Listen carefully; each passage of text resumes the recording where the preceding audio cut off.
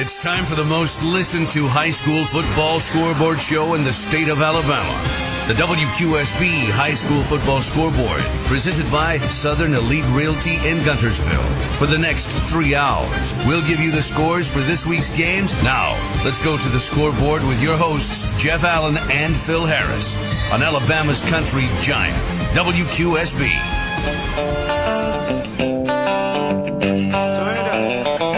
Week 13 of the high school football season means it's quarterfinals night across the state of Alabama. 52 teams tonight still chasing the dream of a state championship. 26 games on our schedule across the state. Still 16 teams unbeaten.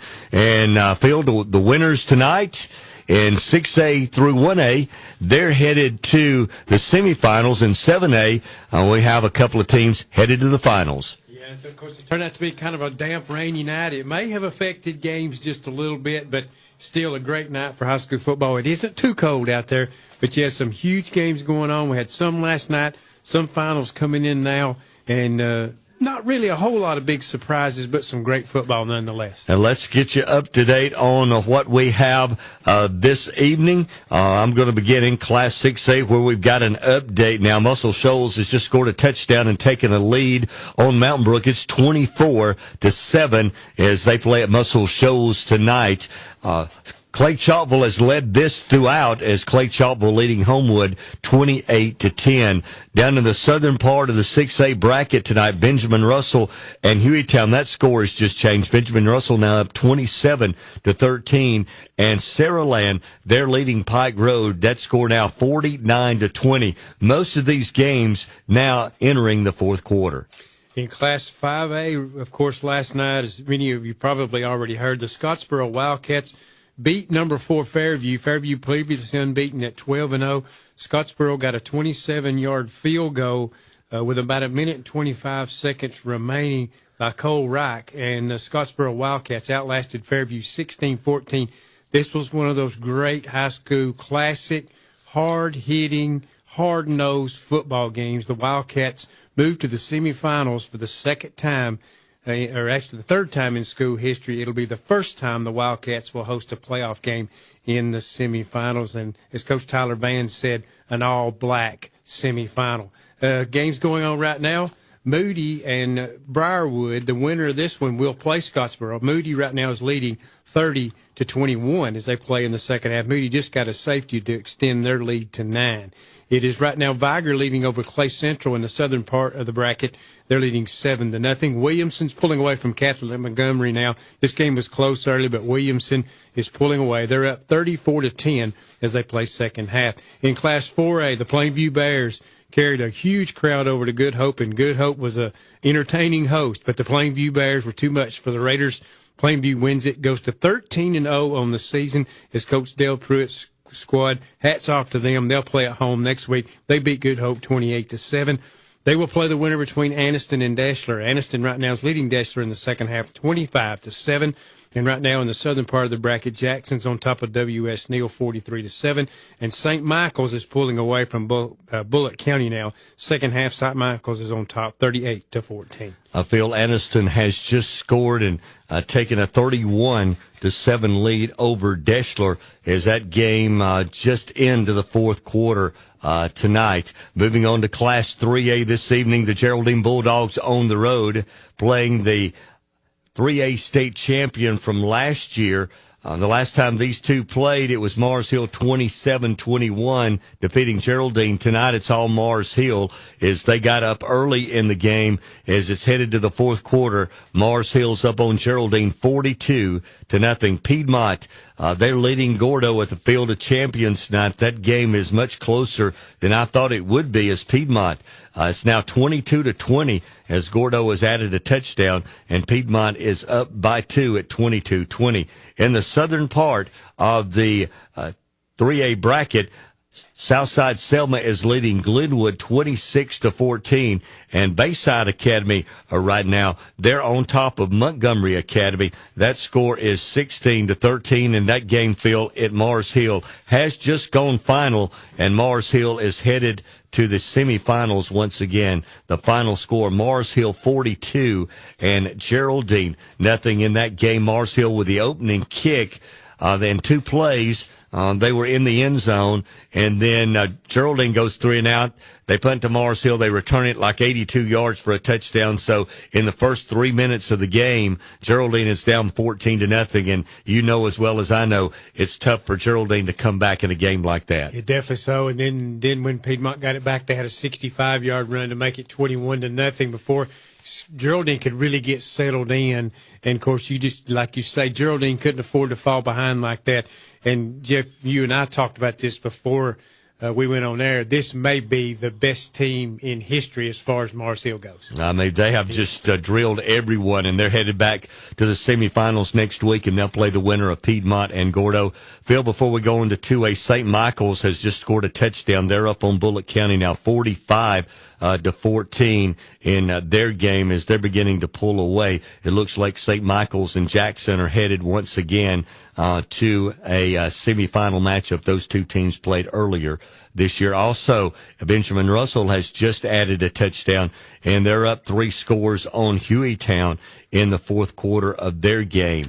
Moving on to Class 2A, Southeastern has just scored, but they trail Pisgah. This game was close. Pisgah scored a touchdown, then got a pick six, went up 26-7, but Southeastern has answered that. It's 26-15, and let's see, there's about 9 minutes left in that game down at Southeastern. That game has been affected by some weather this evening. Coosa Christian playing down at Gadsden tonight. They're ahead of Tuscaloosa Academy 17-0. Lynette is on top of Luverne 28-16, and Reeltown leading Providence Christian 21-7. Actually, Lynette, that score has just changed, and Lynette has added a touchdown with about 3 minutes to go in the game.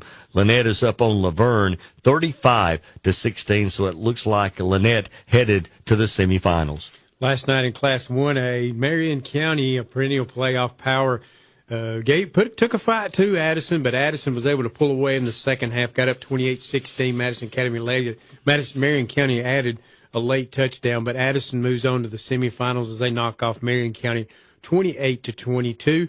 And this game has been a lot better football game than we may have thought. Wadley and Hubbartville. Hubbartville was on top of this game, 26-14, but Wadley scored 24 straight points. But Hubbartville's not gone away. They have put up a score. It's now 38-32 in favor of Wadley as they play late fourth quarter.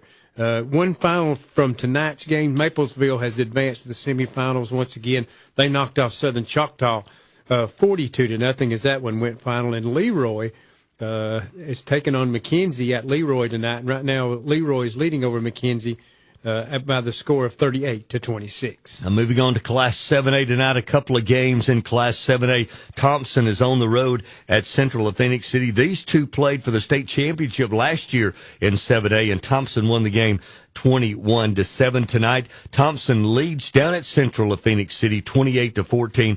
Also, Opelika, they're on top of Auburn right now. That score is 31-14 as Opelika has expanded their lead to 17. Auburn defeated Opelika earlier this year in week 2, 17-10. It looks like Opelika out for revenge in their game tonight. Clay Chalkville has just scored a touchdown in Class 6A. They're up 35-10, and our score also in 6A has changed as Saraland is leading Pike Road 49-26, 49-26, and it looks like the Muscle Shoals and Mountain Brook game, that game has just gone final as Muscle Shoals has defeated Mountain Brook 24-7. So Muscle Shoals headed to the semifinals next week, as they'll play the winner of Clay Chalkville and Homewood. Clay Chalkville on top of that game now 35-10. Phil, got any updates? One update, Moody has scored again in Class 5A. Looks like they may end up being Scottsboro's opponent in the semifinals. They now lead Briarwood 37-21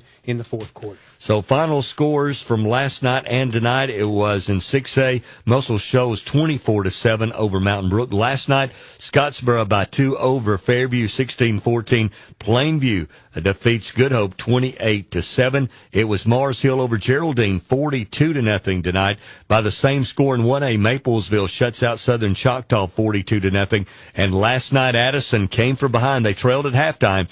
They rallied in the second half to defeat Marion County 28-22. Southern Elite Realty, serving all of North Alabama. Let Jerry O'Neill and his veteran team of agents serve you with a winning experience. Check them out at mysouthernelite.com. Southernelite.com, where great real estate is built on a firm foundation.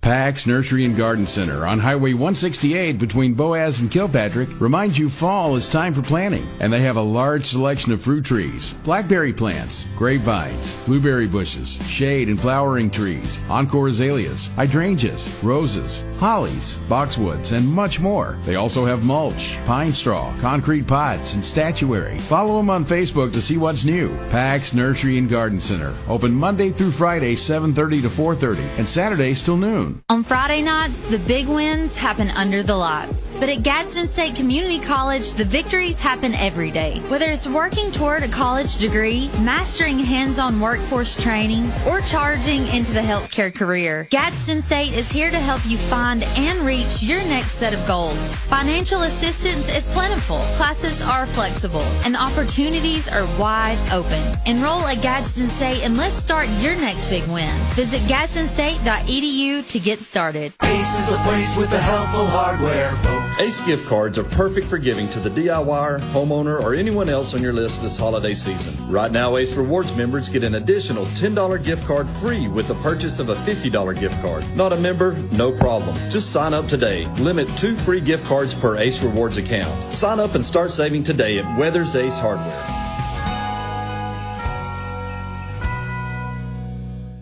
Support your favorite team in school colors from Dixie Designs, Denson Avenue in Boaz. Dixie Designs can create a logo or custom artwork for your school, church, business, or upcoming event. From screen printing to embroidery, the team at Dixie Designs can do it all. T-shirts, caps, sweats, jackets, polos, uniforms, and much more. Dixie Designs is the official printer of the WQSB Team of the Week T-shirts. Dixie Designs, 415 Denson Avenue in Boaz. Quality sportswear that you can wear every day.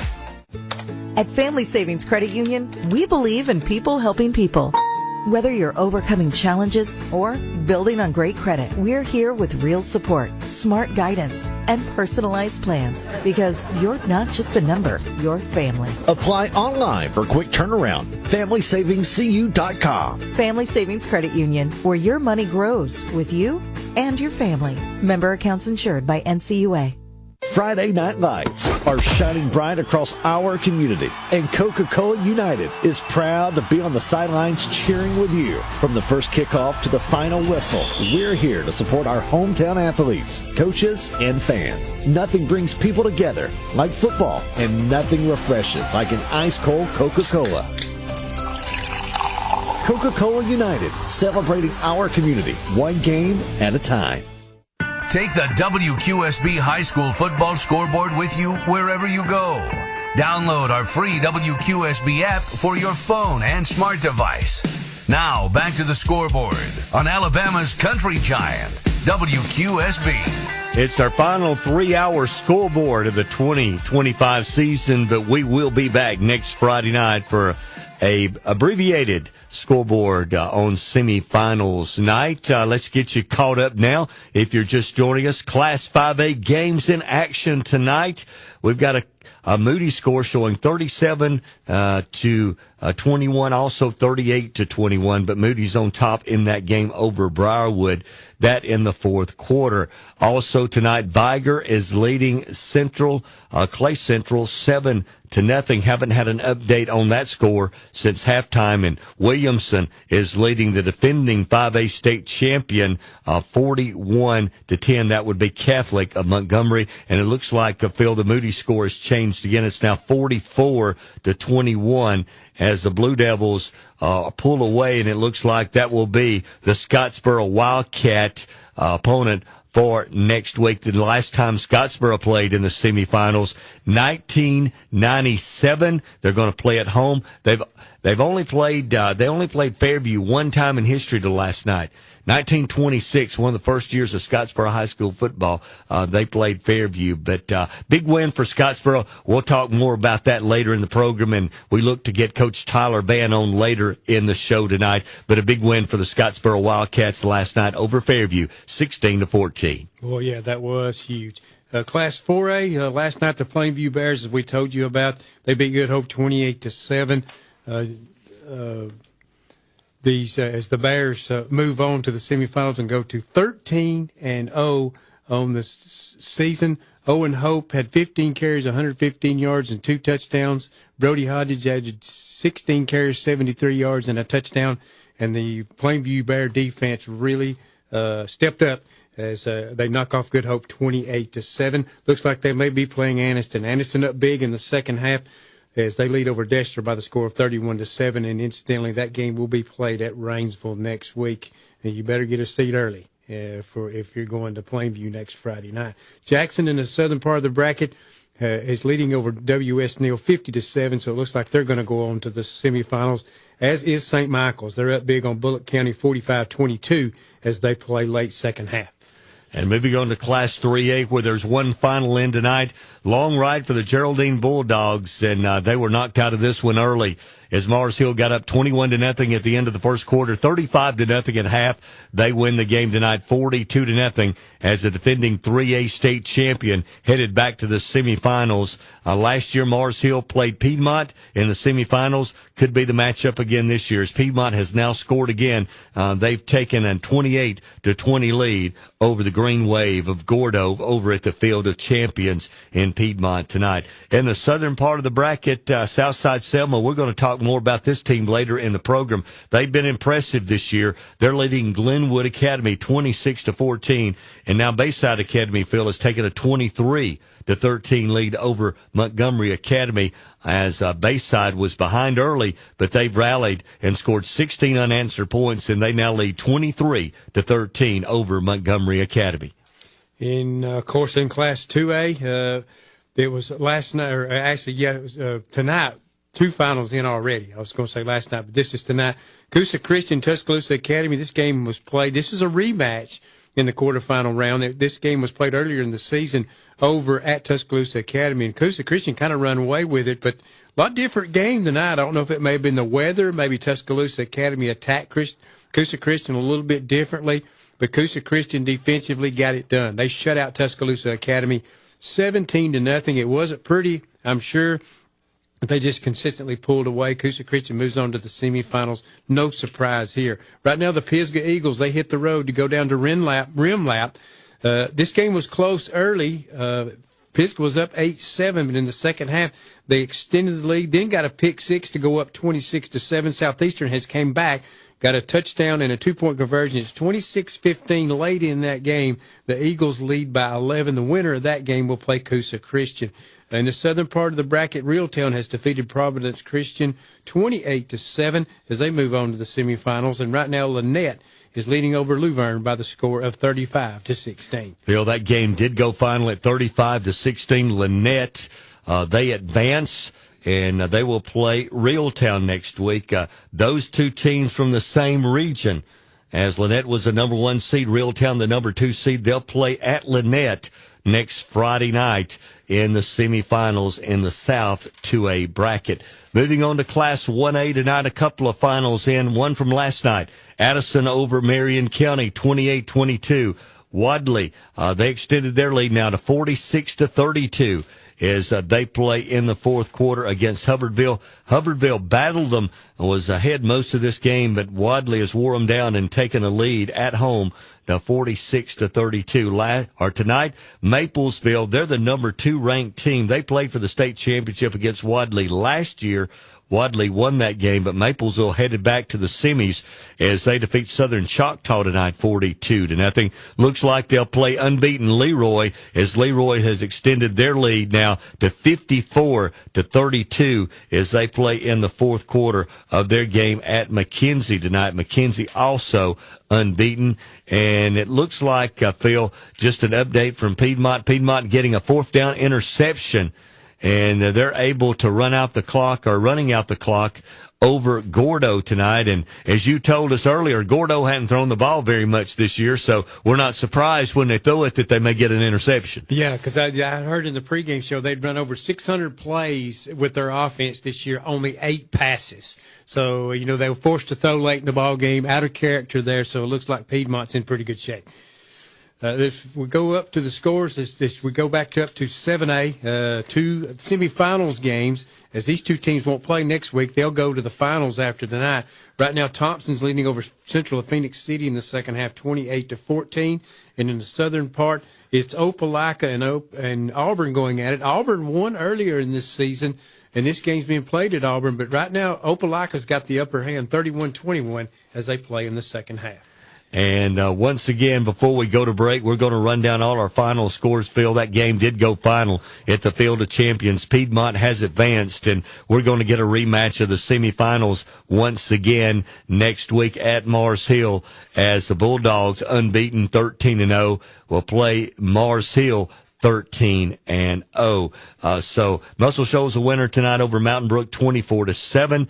It was Scottsboro over Fairview 16-14 last night. Plainview over Good Hope 28-7. Mars Hill beats Geraldine 42-0. Piedmont over Gordo 28-20. Coosa Christian, congratulations to the Conquerors. They're headed to the semifinals. They win 17-0. Lamette beat Laverne 35-16. Reeltown over Providence Christian 28-7. In 1A, it was Maplesville shutting out Southern Choctaw 42-0. And Addison over Marion County 28-22. Phil, anything before we go to break? No other updates. Congratulations to our Student Athletes of the Week, Jarrett Bond, who plays football at Piedmont High School, and Macy Pruitt, who plays basketball at Sandrock High School. Student Athlete of the Week is made possible each week by Bring Your Own Bids Retail and Mike Richards Automotive.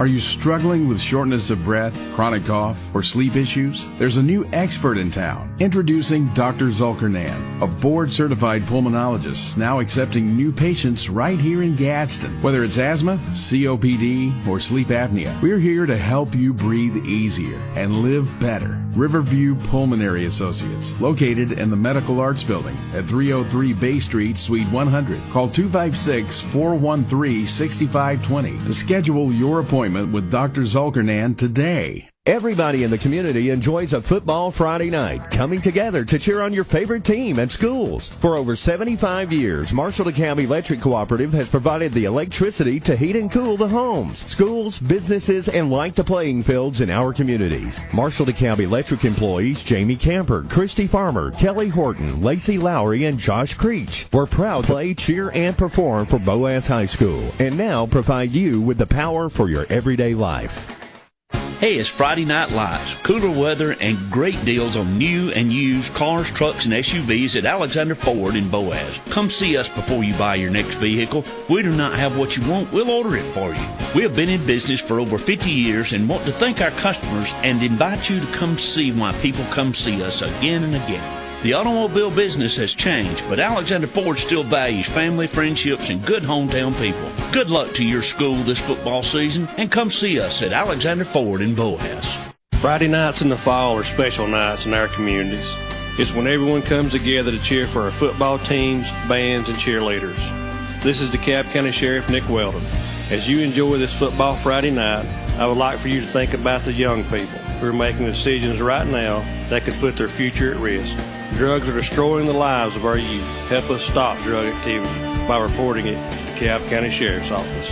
Call us at 845-3801. When your ride's having issues again, don't panic. Call the family. At Ohana Auto Repair in Rainbow City, Ohana means family. And that's exactly how we treat you. Our ASE certified technicians work on all makes and models, European, domestic, and import, from oil changes to engine diagnostics to electrical issues that make your dash light up. And yes, we actually know what that weird clanking sound is. Ohana Auto Repair in Rainbow City, where you're not just a customer, you're family. Call us at 256-442-6864. A dealership that puts the community first. Welcome to Sam Boswell Honda of Gadsden, your hometown headquarters for all things Honda. From Gadsden, Oxford, Jacksonville, Attala, Boaz, Albertville, Gunnersville, and beyond. We offer Alabama's top selection of new Hondas, plus an extensive lineup of dependable pre-owned vehicles, all at prices you'll love. Thinking about selling your car? We're ready to buy. Find us on East Meagan Boulevard in Gadsden. Explore our inventory anytime at BoswellHondaGadsden.com.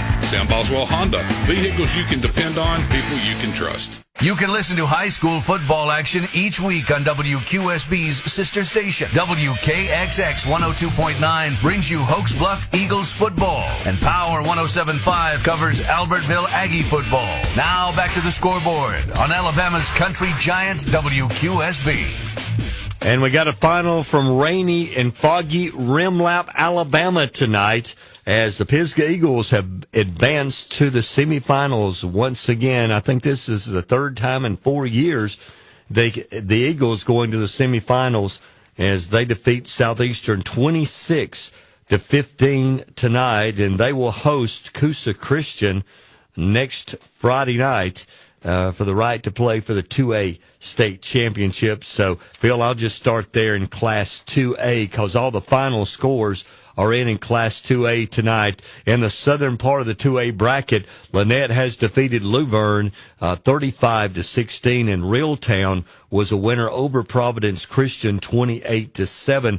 Reeltown and Luverne, they're in the same region, Region 4. Lynette beat Reeltown earlier this year, so Reeltown travels to Lynette next Friday night. The winner of that game will play the winner of Pisgah and Coosa Christian, a game to be played at Pisgah next Friday night for the 2A state championship in a couple of weeks. Yeah, well, congratulations to Coach Adam Gilbert and the Pisgah Eagles. You know, I felt going into the playoffs this team was playing well. They kind of changed things up after that loss to Plainview.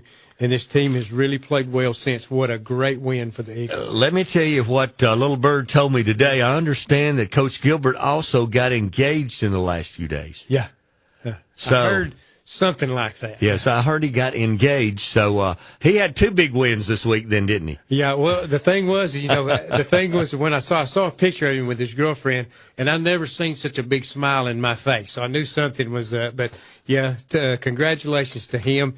Getting engaged, and that's great for this Pisgah Eagle football team who, last year lost in the quarterfinals with a team they felt like had a chance to go to the finals, but this time they win in the semifinals, back to the quarterfinals, into the semifinals once again, and will host Coosa Christian. It's going to be a tall order. Congratulations to the Conquerors.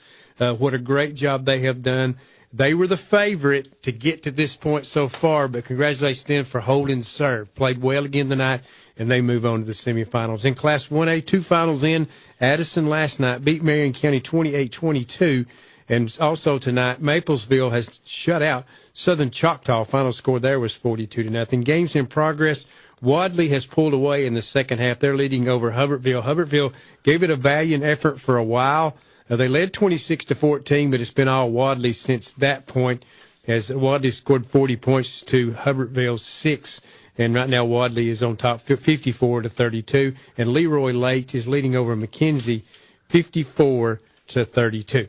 Yeah, same score in both those games. Let's move back to Class 3A now, where the northern bracket is set for the semifinals next week, as Mars Hill Bible defeated Geraldine tonight 42-0, and Piedmont was a winner at home on the Field of Champions tonight 28-20 over Gordo. Next week, Piedmont travels to Mars Hill. for the semifinals. In the southern part of the bracket, Bayside Academy has just added a score. They're pulling away. They trailed at one time 13-7 in this game to Montgomery Academy. They scored the last 23 in the game, and Bayside is leading Montgomery Academy 30-13. Southside Selma still up on Glenwood 26-14. That's in the southern bracket in Class 3A. In Class 4A, as we told you about it, the Plainview Bears have defeated Good Hope. That final score last night was 28-7. So congratulations to the Bears. They will play Anniston. Anniston has knocked off Deshler. Final score there was 31-7. So next Friday night in Rainsville at 7 o'clock, it'll be Anniston at Plainview. Incidentally, these two played in the Jamboree to start the season in what was a meaningless game, but we didn't know at that time that was a preview of the future. So now Anniston will travel to Plainview next Friday night in the semifinals. In the southern part of the bracket, these games are pretty much, we know who's going to win. It's just they're not final. Jackson's leading over W.S. Neal 50-7, and St. Michael's is up big on Bullitt County 52-22. Phil, that is the final from down at St. Michael's tonight.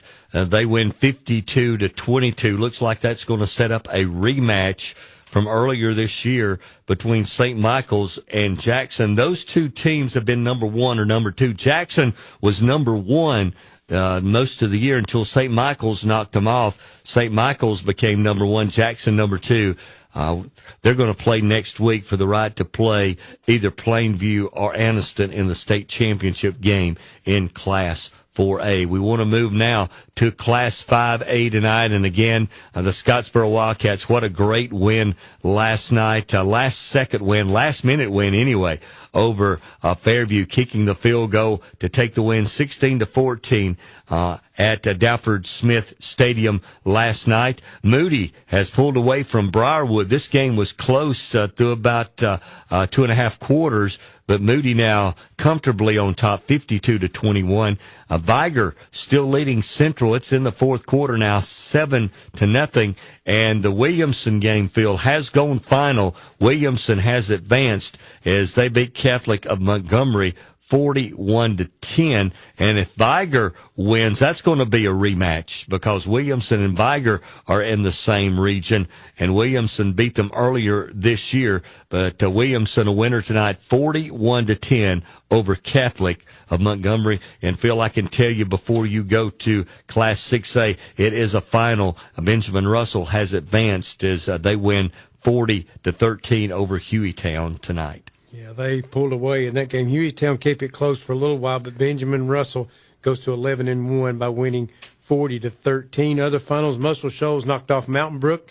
Mountain Brook, of course, knocked out Fort Payne last week, but Muscle Shoals, too talented a football team, they knock off Mountain Brook 24-7 to advance to the semifinals. Right now, Clay Chalkville's up big on Homewood in the second half.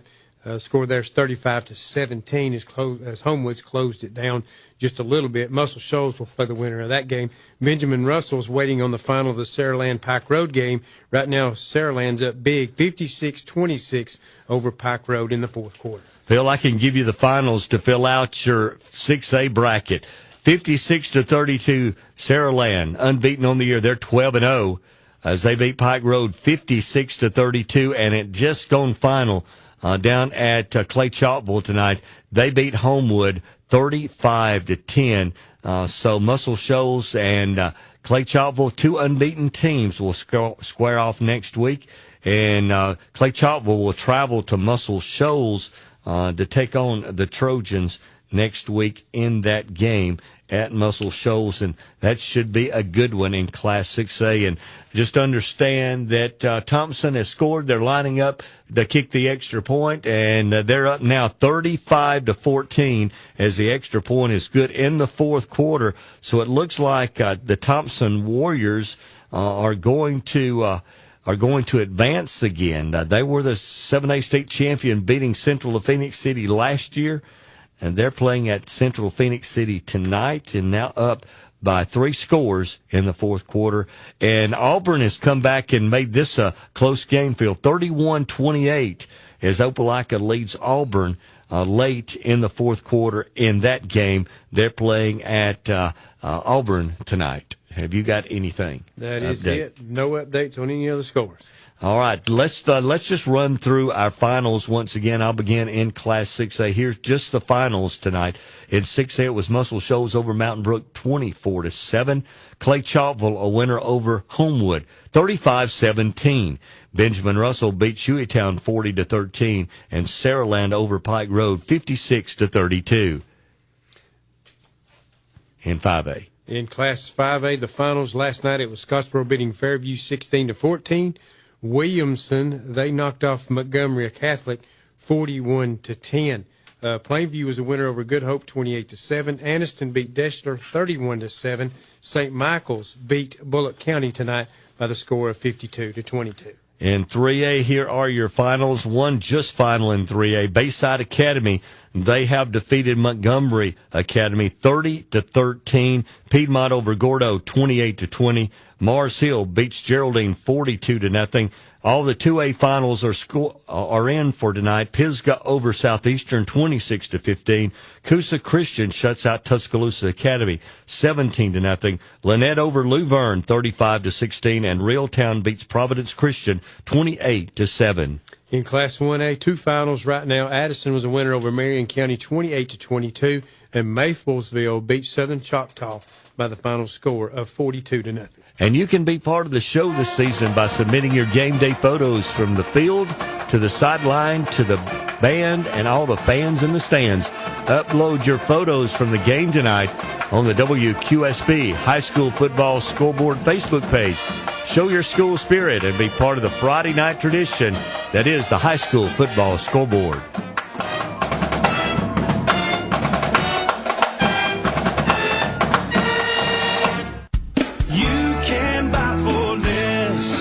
Hey folks, Randy Ball here at Gilbert Ball Ford in Albertville. At Gilbert Ball Ford, our customer service is top priority. Our priority is to serve our customers and our communities.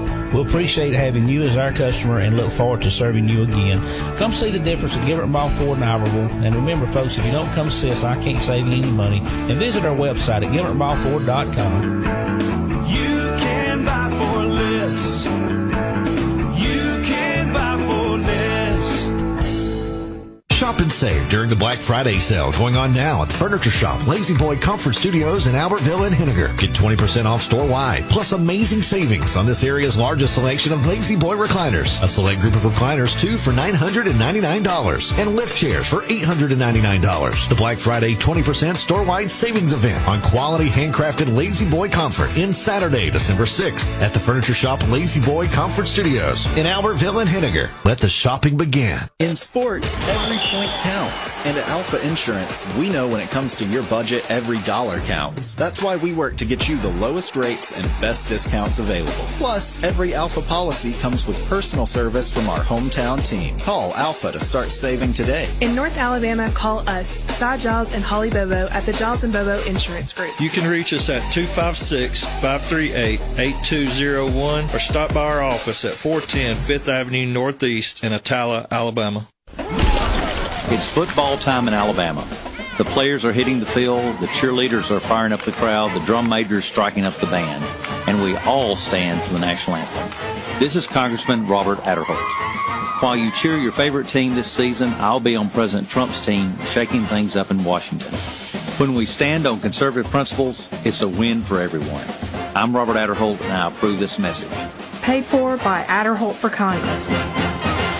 Since 1991, James Barbecue has been serving up mouth-watering barbecue starting from a humble food truck in Geraldine, Alabama. Now with 2 smoking locations, including Little James Barbecue in Rainsville, they're still cooking fresh food daily with homemade sauces you'll dream about. Don't forget steak night every Friday, hot off the grill and worth the trip. And Annie says, "Come get my dad's barbecue. We're fired up to serve you." James Barbecue or Little James Barbecue is always available for catering. James Barbecue, slow cooked and full of Southern flavor. Dreaming of the perfect backyard? Now booking for next year. From stunning 3D designs to one-on-one service, Martinez Pools will bring your vision to life in 2026. Vinyl, fiberglass, or Gunite pools, landscaping, sod, irrigation, and waterfalls, outdoor kitchens, hot tubs, and putting greens. Full turnkey service from start to finish. Schedule your spot now. Our openings for next year are limited. Call 256-452-8464 today to reserve your project and make your home the place where kids come to play and memories are made. Your Friday night football tradition continues. Now back to the WQSB High School Football Scoreboard, presented by Southern Elite Realty in Guntersville. And we're going to talk about our buddy Jerry O'Neill right now. Lake Properties, Mountain Properties, residential or commercial. At Southern Elite Realty, they treat every property like it's their own. You can check them out at mysouthernelite.com. Southern Elite Realty, where great real estate is built on a firm foundation. Let's get it started. Let's go with the Class 6A finals first. Northern part of the bracket. Muscle Shoals was winner over Mountain Brook tonight. Final score there was 24-7. Muscle Shoals now 12-0, and they will get to play Clay Chalkwell. Clay Chalkwell was a winner over Homewood tonight by the final score of 35-17. Clay Chalkwell now 13-0 on the season. Benjamin Russell played well tonight. They knocked off Hueytown. Hueytown come into this game. They were the region champ, but they were 7-5. They held tough against Benjamin Russell for a while, but Benjamin Russell pulled away in the second half. They win at 40-13 to run their record to 11-1, and they will get unbeaten Saraland. Saraland knocked off Pike Road by the final score of 56-32. Saraland now 12-0 on the season. In 5A tonight, we've got all the finals but one, and right now in the fourth quarter, Viger still on top of Clay Central, 7-0. It was Moody defeating Briarwood tonight, 51-27. Of course, the Scottsboro Wildcats, they win last night on the road at Dafford Smith Stadium in Fairview. Great football game last night. It went down to the wire. Scottsboro's kicker as he kicked a field goal there with about a minute and a half left to give Scottsboro a 16-14 win. First time since 1997, I believe, that the Wildcats of Scottsboro moving on to the semifinals. And, of course, they will play the Moody Blue Devils. Going to be another huge challenge for the Wildcats next week at Trammell Stadium up there, as Moody now 11-2 on the season after their 51-27 win over Briarwood tonight. And Williamson, they're unbeaten, ranked number 1 at the end of the regular season in Class 5A, and they were on the road at Montgomery tonight, and they defeated the defending 5A state champion. Catholic of Montgomery loses tonight to Williamson, 41-10. And you, speaking of Scottsboro and the field goal kicking, Cole Wright kicked 3 field goals, flipped the field a couple of times on big punts, put every kickoff into the end zone. Kicking game was the big factor in that game last night for Scottsboro. You don't think kicking game's important? It won it for the Wildcats because they had 12 penalties during the game. He was the MVP. I listened to that game as you did, Phil, last night. There's no doubt that young man, though Scottsboro, they had some. They were very resilient in that game. They had some injuries. Their running back, Jacoby Edmondson, went out about the beginning of the third quarter, and it looked like they were on the ropes in the third quarter. They were able to hang in there, and big win for Coach Tyler Vann and the football team last night on the road. Yeah, Colton Harding, quarterback, really rose to the occasion. So, you know what, I think Cole Wright, you either give him the key to the city or retire his number. You got to do something for him, because what a huge win for the Wildcats. There's no doubt, best kicker in history there at Scottsboro. Great win last night. In Class 4A, Plainview, as we talked about the Bears, too much blue. That's what you're going to hear out of Rainsville right now. They knocked off Good Hope. Great crowd over at Good Hope last night. Yeah, a very vocal crowd on both sides. What high school football is all about. And Good Hope's got a great atmosphere. That stadium's built into a ridge, and it's a great atmosphere for high school football. Plainview gets the win 28-7. Anniston tonight beat Deschler 31-7, so that means Anniston will play Plainview next week. Not final yet, but Jackson's leading over W.S. Neal late fourth quarter in Class 4A, the southern part of the bracket. They're at 50-7. St. Michael's has already advanced as they beat Bullock County tonight. Final score there was 52-22. Phil, it is final now. 50-7 Jackson advances, so we're going to have a rematch. Number 1 against number 2 in the southern part of the bracket, and that'll be at St. Michael's since they won the region out of Region 1, and Jackson finished number 2 in that region. So St. Michael's and Jackson next week and the winner of that moves on to the state championship game. Of course, Jackson, the defending state champion in Class 4A. And I feel I want to go back to that Plainview game just for a moment. As I understand it, last night was Dale Pruitt's 300th win in the state of Alabama. He's won 331 now overall. 31 of those were in, in Tennessee. But his 300th win in the state of Alabama as a head football coach last night, and couldn't be in a better game to get your 300th win in the state. Yeah, I'm sure it put a big smile on that man's face, and I think it was his 502nd coached game. So what a huge win for the Bears, and congratulations to Dale Pruitt. It started in 1982 at Pisgah High School, and he's still going. What an amazing run for Dale Pruitt, and what an amazing night for the Plainview Bears. In Class 3A, it was Mars Hill Bible. They knocked off Geraldine 42-0.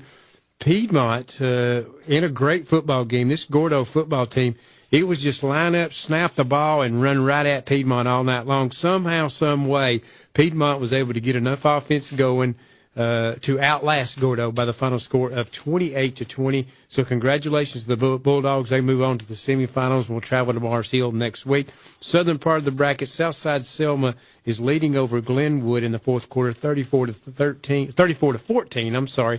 And then a final in, Bayside Academy has knocked off Montgomery Academy. Well, this Bayside team pretty darn good. They beat Montgomery Academy by the final score of 30-13. Phil, that score has changed. Glenwood has added a touchdown in that game now as they play late in the fourth quarter. Looks like Southside Selma is going to win and stay unbeaten, but it's now 34-21 in that game. All your 2A scores are final from tonight. It was Pisgah on the road at Southeastern. They win 26-15. This game really turned on a pick six, as Pisgah had scored and then got a pick six on the next possession of Southeastern. They went up a couple of scores. They win the game 26-15 tonight over the Mustangs of Southeastern. Two outstanding teams from our area, but the Eagles headed back to the semifinals once again. And Coosa Christian at home tonight against Tuscaloosa Academy. You know, the last time these two teams played, it was Coosa winning 56-21.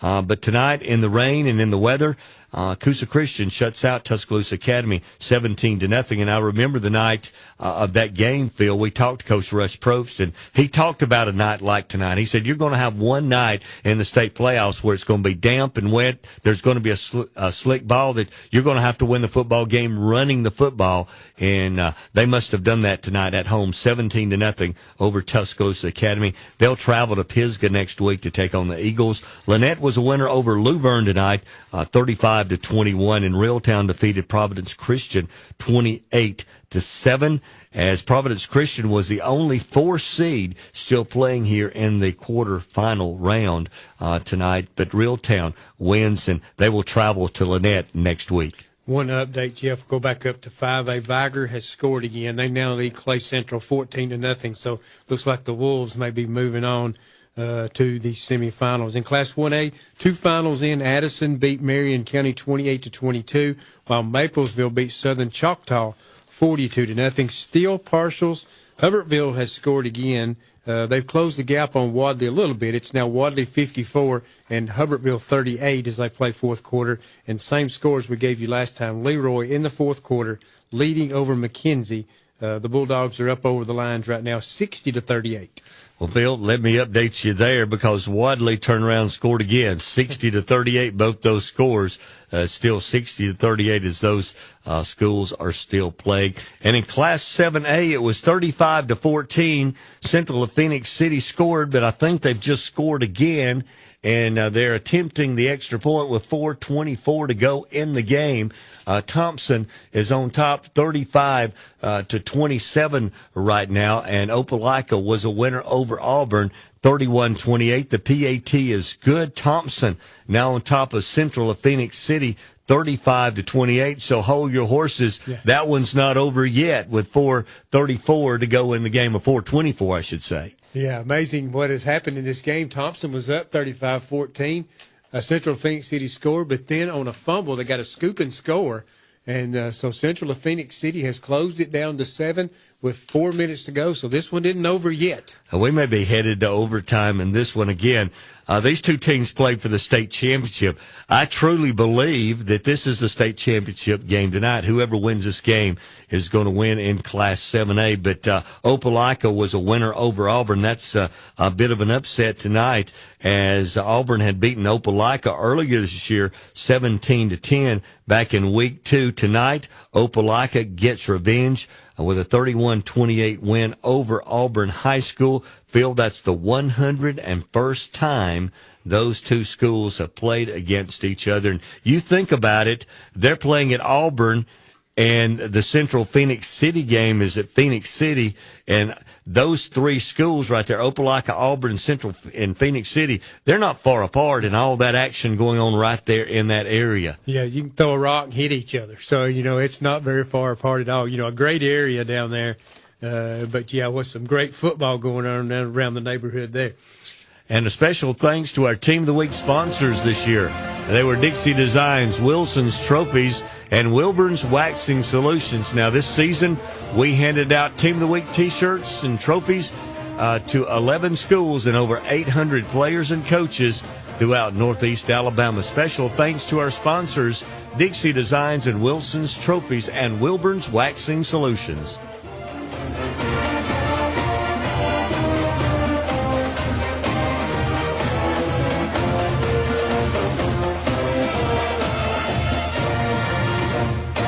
First Southern Bank, we've been serving our community since 1935, starting small, growing strong, and always investing in what matters more, you. From personal checking to business loans, we're here to help you save smarter, borrow with confidence, and build a stronger future. We're local, we're homegrown, and we're still growing, one customer at a time. Visit Greg or Clint at the Boaz branch and experience banking built on trust, service, and hometown values. First Southern Bank, banking with heart since 1935, member FDIC, equal housing lender.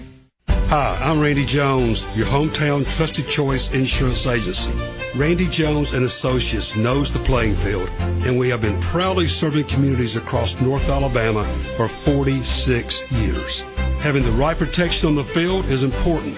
The RJA team of experienced agents will help you find affordable, customized insurance coverage for your family, business, and future. Stop by a local Randy Jones Associates office for a free, no-obligation quote or complimentary policy review. Where can you find a dealership that makes it easy to buy a new vehicle? WholesaleCars.com. Hi, this is Brett, General Manager of WholesaleCars.com. With today's hectic lifestyle, convenience is everything. Buy with us, and you can make your payments online, over the phone, or even by bank draft. You can even choose your payment date. We offer across-the-board financing with rates that beat most banks. That's just a few reasons that we've earned an A+ rating with the Better Business Bureau. Come see us. WholesaleCars.com, Highway 431, Albertville. A dealership that puts the community first. Welcome to Sam Boswell Honda of Gadsden, your hometown headquarters for all things Honda. From Gadsden, Oxford, Jacksonville, Atala, Boaz, Albertville, Gunnersville, and beyond. We offer Alabama's top selection of new Hondas, plus an extensive lineup of dependable pre-owned vehicles, all at prices you'll love. Thinking about selling your car? We're ready to buy. Find us on East Meagan Boulevard in Gadsden. Explore our inventory anytime at BoswellHondaGadsden.com. Sam Boswell Honda. Vehicles you can depend on, people you can trust. Friday night lights are shining bright across our community, and Coca-Cola United is proud to be on the sidelines cheering with you. From the first kickoff to the final whistle, we're here to support our hometown athletes, coaches, and fans. Nothing brings people together like football, and nothing refreshes like an ice-cold Coca-Cola. Coca-Cola United, celebrating our community, one game at a time. The snap is good. The connection is great. FTC brings fiber internet to your home turf this football season. No buffering, no dropped connections, just reliable high-speed internet that's built to perform where it matters most. Whether you're streaming the game or checking the scores, we've got the speed you need. Score big with FTC's fiber, your home team for high-speed internet. Call 256-638-2144 or visit farmerstel.com today. FTC, we keep you connected. Now back to the WQSB High School Football Scoreboard, presented by Southern Elite Realty in Guntersville, the most listened to scoreboard in the state of Alabama. Here's your hosts, Jeff Allen and Phil Harris. And as we come back tonight, headed into our second hour this evening, we do have a final score from Wadley tonight. The Bulldogs, the defending state champion, they've now won 25 in a row as they beat Hubbardville tonight, 62-38. Hubbardville, a great season as they end the season 12-1. Wadley will advance as they win 62-38 tonight. They'll play Addison next week, and it looks like they'll travel to Addison to take on Addison in the semifinals. Games in progress right now in Class 1A. Leroy leading McKenzie 60-38. In Class 3A, Southside Selma leading Glenwood 34-21. In Class 5A, Viger late in the fourth quarter leading Clay Central 14-0. And it's Thompson. They're leading Central at Phoenix City 35-28. So 4 games still in progress across the state tonight. And we've got all other finals in the games. Yeah, of course. And let's get them started. Of course, in Class 6A, it was Muscle Shoals winning over Mountain Brook 24-7, while Clay Chalkville, they win over Homewood 35-17. So next week, Clay Chalkville will take on Muscle Shoals. In the southern part of the bracket, Benjamin Russell beat Hueytown 40-13, while Saraland beat Pike Road 56-32. So next week, Saraland will be taking on Benjamin Russell. Moving on to Class 5A tonight, it was Williamson over Catholic of Montgomery. Catholic of Montgomery, your defending 5A state champion, so we'll have a new state champion in Class 5A as Williamson was a winner over Catholic of Montgomery tonight, 41-10. Moody, they really dominated the second half of this game and pulled away to a 51-27 win over Briarwood. Of course, Moody, they played for the state championship. They were the runner-up in Class 5A to Catholic of Montgomery last season. Moody, the Blue Devils, will travel to Scottsboro next week to take on the Wildcats. Scottsboro 9-4 on the season, began the playoffs as the number 1 seed out of Region 8 with a 6-4 record. Now have won 3 straight games to make it to the semifinals as they defeat Fairview last night. Fairview's first loss of the year. They finished their regular season 12-1 as Scottsboro wins 16-14. And Phil, we have another final in. Southside Selma has defeated Glenwood tonight in 3A action, 34-21. So that takes care of another final. Of course, we'll give you the 4A scores now. Of course, last night Plainview was a winner over Good Hope, 28-7, while Anniston wins tonight 31-7 over Deshler. So next week, Anniston will play at Plainview. Southern part of the bracket, Jackson was a winner over W.S. Neal, 50-7, while St. Michael's beat Bullock County 52-22. So Jackson now will hit the road. They will play at St. Michael's. As we move on to Class 3A, and now all the final scores are in Class 3A. This evening, it was Mars Hill Bible defeating the Geraldine Bulldogs as Mars Hill goes to 13-0. The Bulldogs finished their regular season 11-2. Another great year for Coach Michael Davis. Just too much Mars Hill tonight as Mars Hill got the opening kickoff. I think 2 plays, had a 65-yard run for a touchdown. Geraldine goes 3 and out. Then they punt to Mars Hill. They return it for a touchdown. And Mars Hill was off to the races tonight as they were ahead 21-0 at the end of the first quarter. They win 42-0 tonight over the Geraldine Bulldogs. It was Piedmont tonight at the Field of Champions. They defeat Gordo 28-20 as Piedmont, they're now 13-0. So you have 13-0 Piedmont playing at Mars Hill next week. Southside Selma, as we told you, was a winner over Glenwood, 34-21 tonight. And Southside Selma, they will travel to Bayside Academy next week as Bayside Academy, a winner over Montgomery Academy tonight. 30-13 was the final in that one. In Class 1A, Jeff, another final in. Leroy has knocked off McKenzie. It was 60-38, but that has just gone final. In Class 2A, all finals are in. Pisgah beat Southeastern 26-15. Coosa Christian was a winner over Tuscaloosa Academy 17-0. While Lynette, they knocked off Luverne 35-16. And Reeltown, They beat Providence Christian by the final score of 28-7. So next week, Coosa Christian will hit the road and will be up at Kennemer Stadium. They'll take on the Pisgah Eagles, and Lynette, they will host Reeltown. And we move on to Class 1A. Phil told you that Leroy was a winner tonight.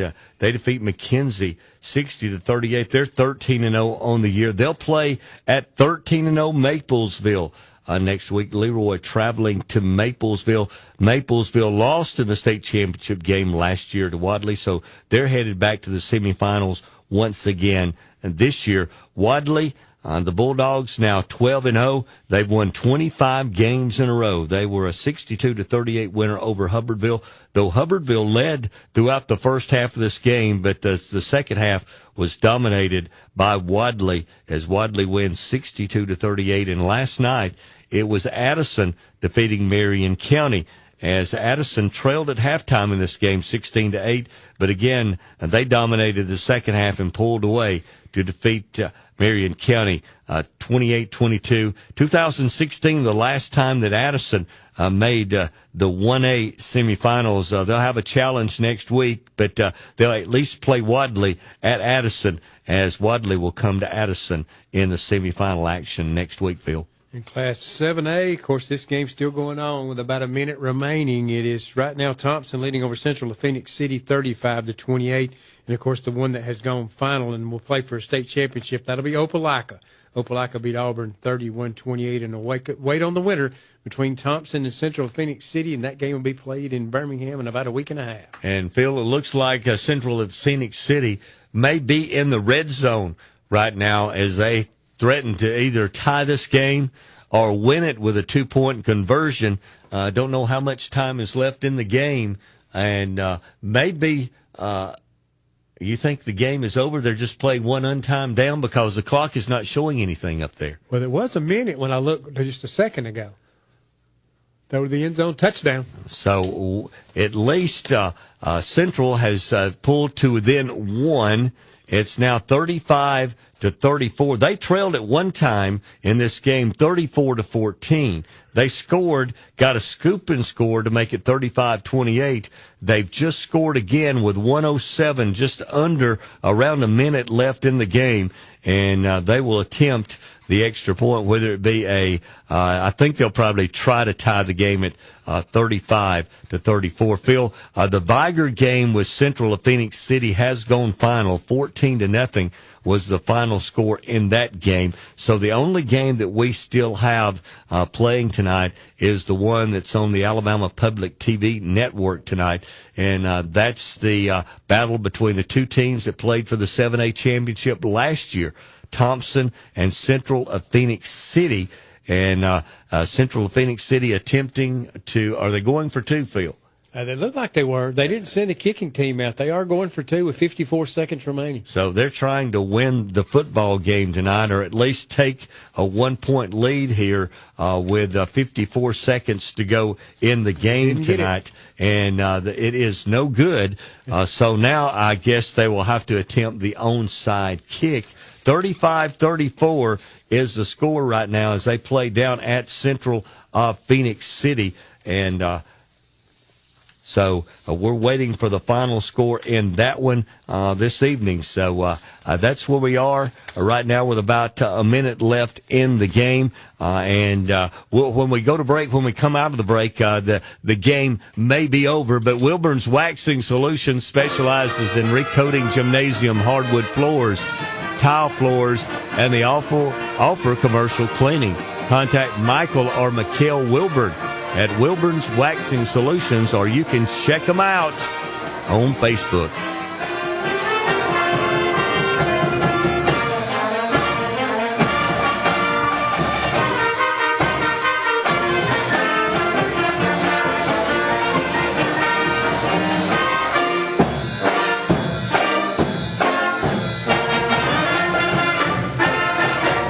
In sports, every point counts. And at Alpha Insurance, we know when it comes to your budget, every dollar counts. That's why we work to get you the lowest rates and best discounts available. Plus, every Alpha policy comes with personal service from our hometown team. Call Alpha to start saving today. In North Alabama, call us, Cy Giles and Holly Bobo at the Giles and Bobo Insurance Group. You can reach us at 256-538-8201 or stop by our office at 410 5th Avenue Northeast in Atala, Alabama. The deals keep rolling at Wilkes Tire and Battery Service. Now through November 30th, we're giving $100 off any set of 4 Goodyear or Kelly branded tires. That's instant savings on quality tires from the brands you know, installed by the experts you trust. And there's more. When you combine our offer with Goodyear's current rebate, you can save up to $300. Visit one of our 12 locations today to take advantage of this offer while it lasts, including Albertville, Gunnersville, and Gadsden. And remember, at Wilkes Tire and Battery Service, we get you started and keep you going. Hey, it's Friday Night Lights. Cooler weather and great deals on new and used cars, trucks, and SUVs at Alexander Ford in Boaz. Come see us before you buy your next vehicle. We do not have what you want. We'll order it for you. We have been in business for over 50 years and want to thank our customers and invite you to come see why people come see us again and again. The automobile business has changed, but Alexander Ford still values family, friendships, and good hometown people. Good luck to your school this football season, and come see us at Alexander Ford in Boaz. Dreaming of the perfect backyard? Now booking for next year. From stunning 3D designs to one-on-one service, Martinez Pools will bring your vision to life in 2026. Vinyl, fiberglass, or Gunite pools, landscaping, sod, irrigation, and waterfalls, outdoor kitchens, hot tubs, and putting greens. Full turnkey service from start to finish. Schedule your spot now. Our openings for next year are limited. Call 256-452-8464 today to reserve your project and make your home the place where kids come to play and memories are made. At Family Savings Credit Union, we believe in people helping people. Whether you're overcoming challenges or building on great credit, we're here with real support, smart guidance, and personalized plans, because you're not just a number, you're family. Apply online for quick turnaround. FamilySavingsCU.com. Family Savings Credit Union, where your money grows with you and your family. Member accounts insured by NCUA. The snap is good. The connection is great. FTC brings fiber internet to your home turf this football season. No buffering, no dropped connections, just reliable high-speed internet that's built to perform where it matters most. Whether you're streaming the game or checking the scores, we've got the speed you need. Score big with FTC's fiber, your home team for high-speed internet. Call 256-638-2144 or visit farmerstel.com today. FTC, we keep you connected.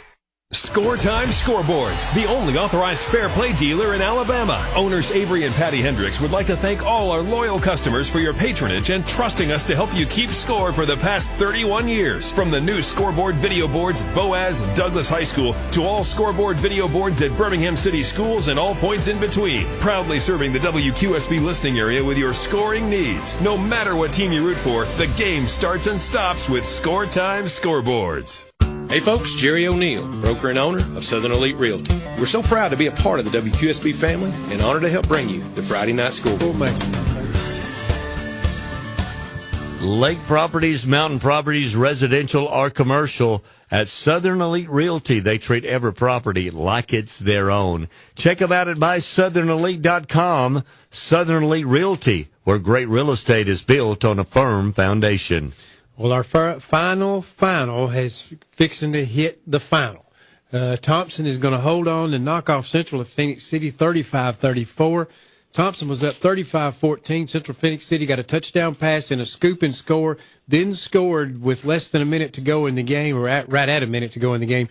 Went for two, didn't get it. They didn't get the onside kick. Thompson has just kneeled down on the ball and run the clock out, and they're going to move on to the state championship. Thompson now 11-1. They knock off Central of Phoenix City by the final score of 35-34, and they will play Opelika for the state championship in about a week and a half. I think does that game start on Thursday? Wednesday. It's a Wednesday. I think December the 3rd at 7:00 will be the first championship game of the Super 7. And Phil Patrick Nix is a great high school football coach, but I'm sure he'll be questioned tonight on the reason that you go for two. Now, if you go for two and make it, you're a hero. But if you miss it, your season is over.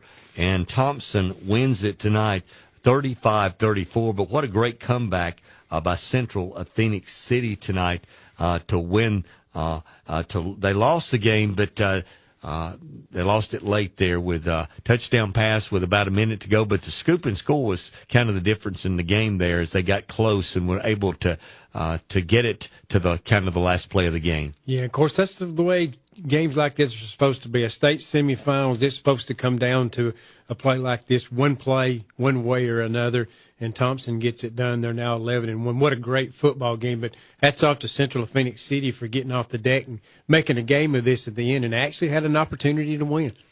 Again, Thompson and Central Phoenix City, they played for the state championship last year. Thompson going back to the state championship game once again. That's like 7 or 8 years in a row for the Warriors headed back to the state championship game to defend their state championship. And they'll play, as Phil told you, Opelika. Both teams will be 10-3 playing for the state championship. Next Wednesday, or 2 weeks from Wednesday, December the 3rd. It's not next Wednesday. It's going to be about 2 weeks as Opelika and Thompson will play. 6A finals tonight. It was Muscle Shoals. They led this one throughout. They were up 24-0. Mountain Brook added a late touchdown, but Muscle Shoals an impressive win for the Trojans tonight on the road in Birmingham. Muscle Shoals wins 24-7. Clay Chalkville was at home as they defeat Homewood tonight. 35-17 was the final score in that one. I think that is like 7 times in the last 14 seasons, Phil, that Clay Chalkville will be going to the state semifinal game as they win tonight over Homewood. Benjamin Russell was a winner over Hueytown, 40-13, and it was Saraland over Pike Road, 56-32 was the final there. Next week, Benjamin Russell travels down to the coast to take on Saraland. We want to go to our telephone now and welcome in Coach Dale Pruitt of the Plainview Bears. His team got a big win last night on the road at Good Hope. Good evening, Coach. Welcome into Scoreboard, and congratulations. The game last night, you moved it up because of the weather, but great game for your football team in front of a fantastic crowd over at Good Hope last night. Thank you, Jeff. It was a great crowd over there. Large crowd, great night for football. I think our fans traveled extremely well. They had a good home bunch also. Thought our kids played pretty well. Didn't play perfect, but played hard and moved us on to the semifinals. Well, Coach, seemed like you pretty much dominated the football game. I don't know what the stats ended up being, but halftime I was listening to the broadcast. You had just about doubled them in yards, and especially in rushing yards, over 220 or 250 there at halftime. But I thought possibly the biggest play of the game was right before halftime. And you were able to put a drive together and score. Instead of being like 14-7 at halftime, it went to 21-7 and gave you a 2-score lead going into the half. Yes, that's huge. We always put emphasis on the middle eight, and we scored right before half, and we come out and didn't score right after half, but we stopped them, which we needed to, and eventually stuck it in. So, yes, that is very important. That's a big turnaround. Well, Coach, I want to talk about, I know your offense has been good just about every week, but the last couple of weeks, when you get into the playoffs, Alexandria last week, Good Hope this week, they're outstanding on offense. And the last 2 weeks, I mean, your defense gave up like a couple of scores last week, 1 score on the road last night, and they're really playing at the top of their game right now. Yes, they're playing a little better each week. Going on the road in the playoffs is very, very tough. I think we had checked, or I didn't check. Someone had told me that we'd been on the road on the third round like 3 times, and our record was 1-2 or something like that. Or we've been on the road 4 times, it's 1-3. So that tells you a little bit about going on the road and that deep in the playoffs. So. They say defense travels, so I thought our defense played very well. We we put some pressure on the quarterback, done really well in the secondary, made some plays, give up some plays that by alignment that we got to correct it. But we're pretty young back there, and we're learning every week. But we gotta shore it up as far as not blowing assignments. They get after you and tackle you and that kind of stuff. But we got to get lined up correctly and play the right stuff, or the teams we got left will burn you. But I thought we played well. Well, Coach Pruitt, there's no secret to Jeremy Pruitt's an excellent defensive coach, and he puts a lot on these guys on the defensive side of the football. Does he give offenses a lot of looks that normally high school teams don't see? I think he does. We may put something in at walkthrough on Friday that he's picked up as far as different formation or whatever, and our kids have done a really good job trying to adapt to that. We have a lot of checks. Creek Johnson makes most of our checks. He does a great job doing that, and that's not easy because we live in a world of either people do it one or two ways. Either they huddle up and don't let you see what they're going to line up in, or they try to go real fast where you can't call it. And the bunch we played this past week, when you get all these formations, but most of the time you get different personnel, like 12 personnel, 11 personnel, 10 personnel. Well, they did most of it all with one personnel. They did change personnel occasionally, but most everybody, if they go 4 wides, don't have a tight end in the ball game. They might have one tight end, or you might, sometimes they may have 3 tight ends in the ball game. So we substitute when they substitute, and so that's really helped us. It's helped us keep more kids fresh, and it helps our kids give a little edge, I think. Yeah, because it seems like this team has really improved on the defensive side of the ball, and that's probably a young team growing up. Better communication on the field, and so that makes them a lot more effective against the other team. Well, Coach, I want to ask you this. I mean, this is a football question. When it gets playoff time this late in the season, I know football's a business a lot of times, but especially when you have a big win like you had last night, do coaches kind of get caught up in that, in becoming sort of like a kid again? Because it has to be fun to watch these kids celebrate.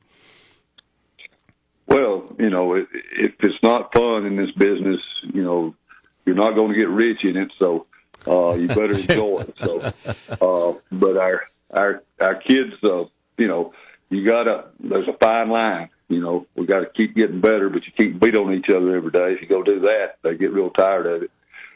And so, but the bottom line, yes, it is fun, and everything.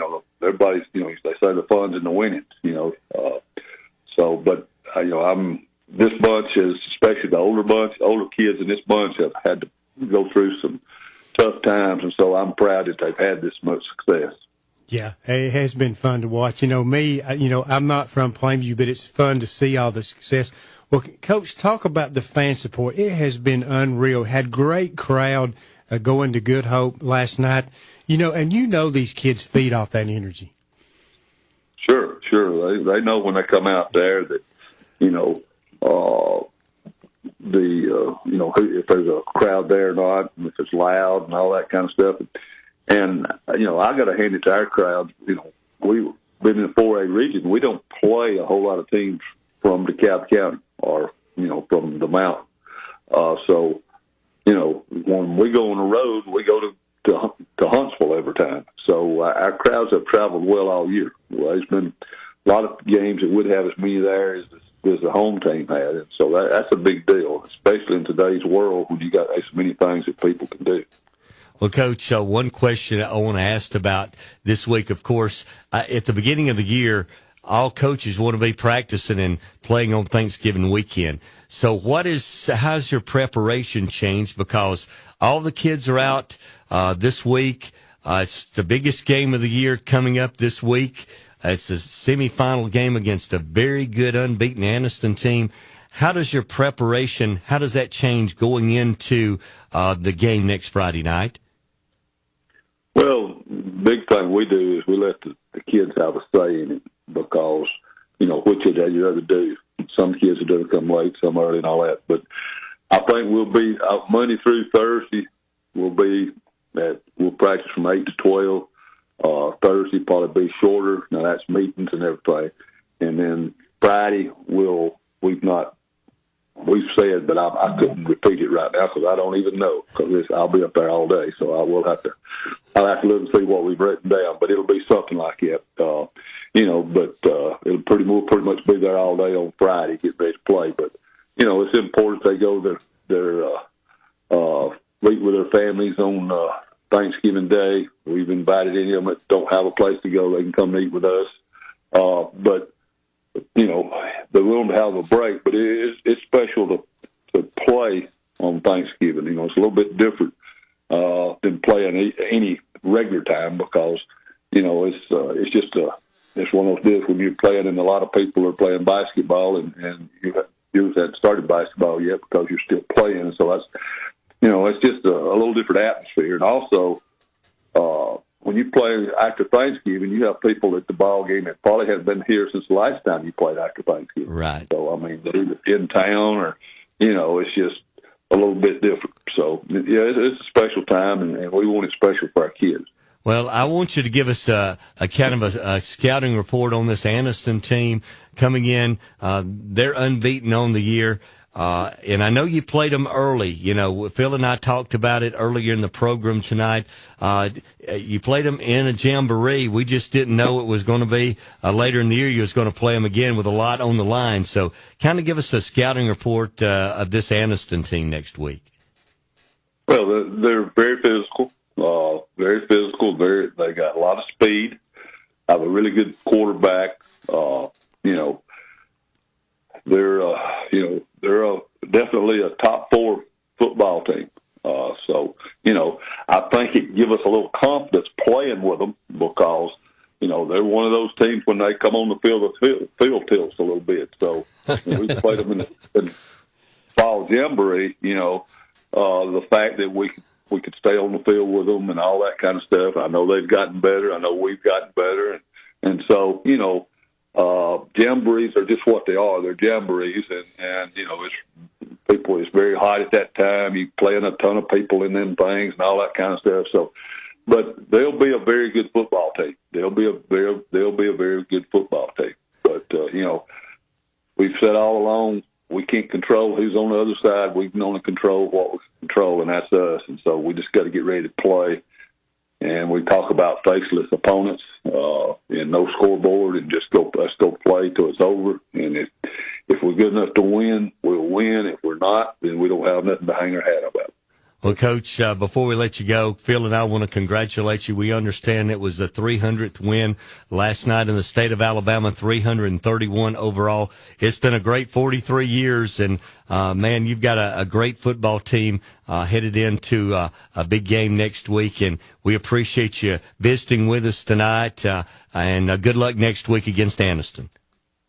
Well, thank you so much, and my whole staff has done a great job. I know me and Jimmy get all the press or whatever. My whole staff has done a great job. The volunteers and the ones that's, on the, works at the school. But we put in a lot of hours and asked them to do a lot of things. And I'm real proud of them. They've done a great job. Basically, I'm mature. And it's all paying off right now, Coach. Congratulations and good luck next week. Thank you. That's Coach Dale Pruitt. Great visiting with him. Big win for his football team. Phil, that's 2 weeks in a row against 2 very good teams that they've dominated the game. Yeah, definitely. It surprised me. I'll be honest with you. It surprised me last week that they dominated Alexandria at home the way they did. And then to come back last night on the road against Good Hope, who beat an unbeaten West Morgan team on the road and dominated them. And then Plainview goes over there and pretty much dominates, especially after they scored and went up 21-7. And then they just control the second half. Well, I think there's 2 major wins that helped them. They beat Pisgah, a game that was a measuring stick for them. They beat Madison Academy. And I think this defense has finally come into its own. have really gotten better week after week. And, and Jeremy runs a difficult defense. I've heard people talk about a lot of terminology, a lot of things that are hard to understand, but evidently it's all coming together because they played very well. And speaking of Thanksgiving week, what he talked about and what's special about that and what the kids are going to find out is when you eat on Thanksgiving Day, and I went through this same thing. We had practice on Thanksgiving morning. Well, then you go eat dinner. You're with family, friends. There's a bunch of people around that normally aren't around, a whole bunch of people around. And you get to listen to all the stories of the playoff games the week before, the 2 weeks before, the 3 weeks before, and then the game coming up Friday, and you sit and you go, this means as much to them as it does to me, and I'm playing tomorrow. Right. And so that's what makes it, and they're going to figure this out when they eat Thanksgiving dinner, that how important this moment is for the community. And that will make them feel a lot better about what they've been through because it means so much, not only to them, but everybody in that community. So that's what makes it special about practicing on Thanksgiving week. He made the comment that Anniston tilts the field when they run on the field. Well, after being up there and when the team walked in we were up there for their team of the week, they kind of tilted the gym when they walked in because they've got some pretty big dudes, too. Yeah. At Plainview. Hey, congratulations to our student athletes of the week. Our male student athlete of the week with Jarrett Bond, who plays football at Piedmont High School, and Macy Pruitt's our female athlete of the week, who plays basketball at Sandrock High School. Student athlete of the week is made possible each week by Bring Your Own Bids Retail at Mike Richards Automotive.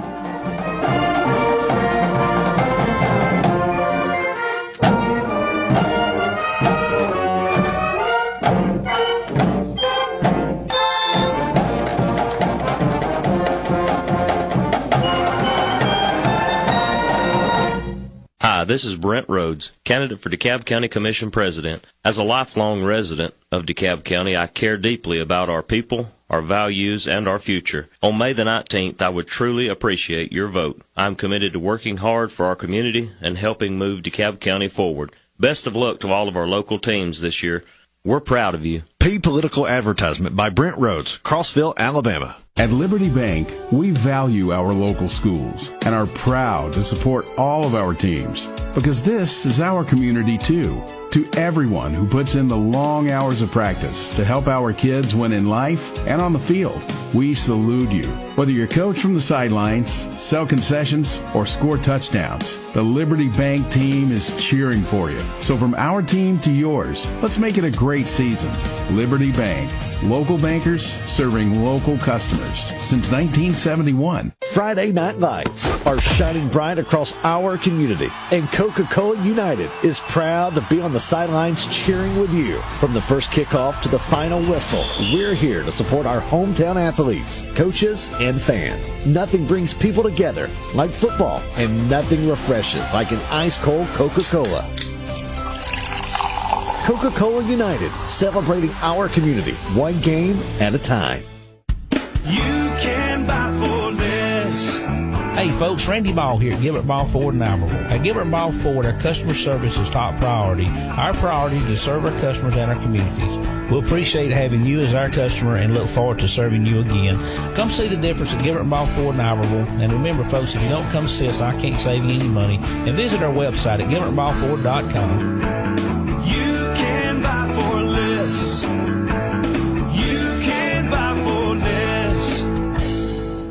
This is DeKalb County Sheriff Nick Weldon. At the DeKalb County Sheriff's Office, we truly believe in the concept of public service. My deputies and I will always strive to be fair and just and treat every person the same. We pledge to develop a partnership with the community to improve the safety for each citizen and give them a positive experience with our office. Our goal at the DeKalb County Sheriff's Office is to protect you, your family, and your property. God bless. Since 1991, James Barbecue has been serving up mouth-watering barbecue starting from a humble food truck in Geraldine, Alabama. Now with 2 smoking locations, including Little James Barbecue in Rainsville, they're still cooking fresh food daily with homemade sauces you'll dream about. Don't forget steak night every Friday, hot off the grill and worth the trip. And Annie says, "Come get my dad's barbecue. We're fired up to serve you. James Barbecue or Little James Barbecue is always available for catering. James Barbecue, slow cooked and full of Southern flavor. A dealership that puts the community first. Welcome to Sam Boswell Honda of Gadsden, your hometown headquarters for all things Honda. From Gadsden, Oxford, Jacksonville, Attala, Boaz, Albertville, Gunnersville, and beyond. We offer Alabama's top selection of new Hondas, plus an extensive lineup of dependable pre-owned vehicles, all at prices you'll love. Thinking about selling your car? We're ready to buy. Find us on East Meagan Boulevard in Gadsden. Explore our inventory anytime at BoswellHondaGadsden.com. Sam Boswell Honda. Vehicles you can depend on, people you can trust. Take the WQSB High School football scoreboard with you wherever you go. Download our free WQSB app for your phone and smart device. Now, back to the scoreboard on Alabama's Country Giant, WQSB. Final scores tonight in the quarterfinal round in the state of Alabama. 52 teams playing tonight, 26 games across the state. In Class 1A, Addison, a winner over Marion County, 28-22. Wadley stayed unbeaten as they rolled over Hubbardville, 62-38. Maplesville shuts out Southern Choctaw, 42-0. And Leroy outscores McKenzie, 60-38. Next week's matchups in the semifinals in Class 1A. In the northern part of the bracket, it'll be Wadley traveling to Addison. And in the southern part, it's Maplesville. They'll be hosting Leroy. Both those teams 13-0, playing next week in the semifinals. I think they were on a collision course. I think when the playoffs started, everybody expect them to be running into each other. That's for sure. You know, and kind of we had a sneaky feeling, and you talked about this with Addison. They were one of those teams that down in 1A, they really do well, and you picked that one out, and Addison has made it to the semifinals. Of course, we knew pretty much that Wadley was the team to beat, so that's going to be a great matchup next week. And I still think they're the team to beat in Class 1A. No doubt. In Class 2A, it was the Pisgah Eagles getting to the semifinals for the third time in 4 years, and they will host at Kennemer Stadium next week. They knocked off Southeastern tonight on the road. Great year for Southeastern. The Mustangs from Rimlap had another great season. They keep getting further and further and deeper into the playoffs, but just wasn't meant to be this week. Pisgah wins it 26-15. They'll host Coosa Christian. Coosa Christian, it's tough to beat a team twice in 1 year, but they did it. Beat Tuscaloosa Academy over there during the regular season. They beat them at home tonight. The Conquerors are traveling to Pisgah next week. Southern part of the bracket, Lynette beat Laverne 35-16, while Reeltown knocked off Providence Christian 28-7. So next week, Reeltown will hit the road. They will play at Lynette. Let's move on to Class 3A, where the Mars Hill Bible, they continue to roll 42-0 over Geraldine. They got up early in this game and controlled it from the very beginning. Mars Hill now 13-0. They'll be at home next week hosting Piedmont as the Piedmont Bulldogs. They win tonight over Gordo. They're now 13-0. Piedmont wins 28-20. We were at Piedmont earlier today. Our student athlete of the week was Jarrett Bond, who plays offensive line for the Piedmont Bulldogs, and they were looking forward to the game tonight. They were playing turkey bingo today, Phil. I don't know what turkey bingo is. It's something with the teachers, but they had some wonderful prizes over there. And I wanted to stay and try to win something, but Dave Soha drugged me out of there to go to Beans and Greens to eat. So you left with a turkey. And no, I did. Yeah, I left with a turkey. Good job.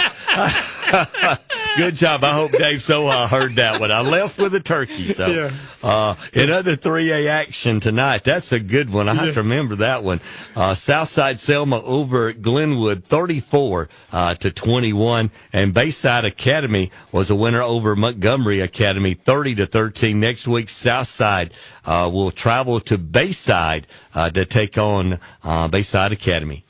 In Class 4As, we talked about this in the Plainview Bears, led by Owen Hopes, 2 touchdown rushes and 1 touchdown pass. Brody Hodges added a touchdown run on a score, and they knock off Good Hope by the final score of 28-7 at Good Hope last night. Anniston a winner tonight over Dexter, 31-7. Jackson, they knocked off W.S. Neal by the final score of 50-7, and St. Michael's beat Bullock County 52-22. So next week, Anniston will travel to Rainsville to take on the Plainview Bears. What a great matchup that's going to be. What a great atmosphere is going to be. I bet folks is going to be there early to make sure they get their seats because there's no reserved seats in the playoffs. So it's going to be first comes, first serve. It's going to be crowded at Rainsville. It's going to be a great atmosphere at Rainsville. And, you know, those two teams have really been impressive in the playoffs. I'm talking about Anniston and Plainview. They pretty much dominated their competition here through the first couple of weeks, through the first 3 weeks of the playoffs. And both teams come in 13-0 next week. So that's going to be a great game there at Plainview next week. And Coach Pruitt referred to the great crowds they've had traveling. I know next week, as Phil said, you better be there early.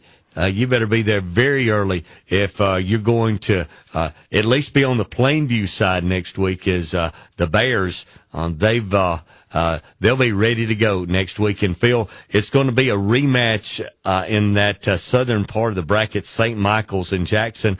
They played earlier this year back in October, on October the 3rd, and it was a 49-39 win by St. Michael's over Jackson that night. So a little revenge as Jackson goes to play St. Michael's this week, as Jackson, again, the defending 4A state champion. So they're, I'm sure, looking forward to that rematch with St. Michael's. Moving on to Class 5A tonight, the Scottsboro Wildcats, they were a winner last night over Fairview, 16-14. Moody was a winner over Briarwood, 51-27. Viger shuts out Clay Central 14-0, and Williamson defeated Catholic of Montgomery 41-10. Next week, it will be Moody traveling to Scottsboro to take on the Scottsboro Wildcats, and Viger will travel to Williamson. Those two teams in the same region. Williamson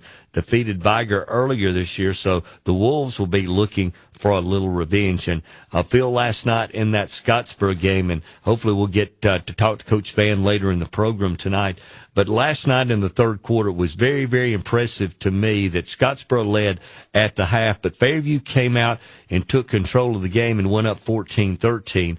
And then Scottsboro, I believe through an interception that Fairview had at the Scottsboro 17, and if they would have scored, would have probably won the game because everything seemed to be going against the Wildcats at that point in the game.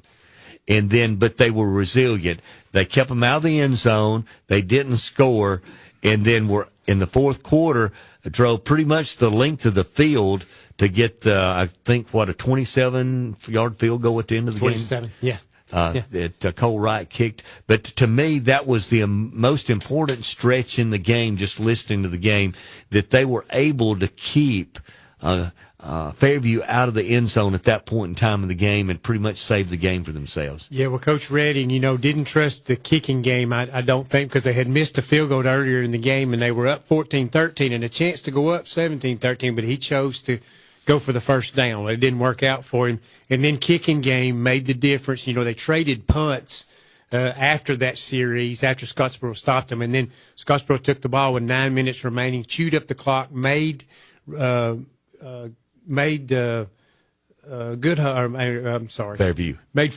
use up their timeouts. So put them in a panic situation. It's amazing what Scottsboro did too. They went to the line of scrimmage, act like they were going to go for it on 4th and 1, called timeout, brought the field goal team in, took them back off, put the offense back out there, called timeout again, trying to get Fairview to jump off sides, but finally decided to kick the field goal. And why wouldn't you? Connor Vaden, the holder. I know Coach Van gives him a hard time about making sure he gets the holds. We had 3 good holds because it was 3 good kicks, but you've got a great kicker like that. Put it in his hands or put it on his foot, and they win it 16-14. But what a great game on the other side by Fairview.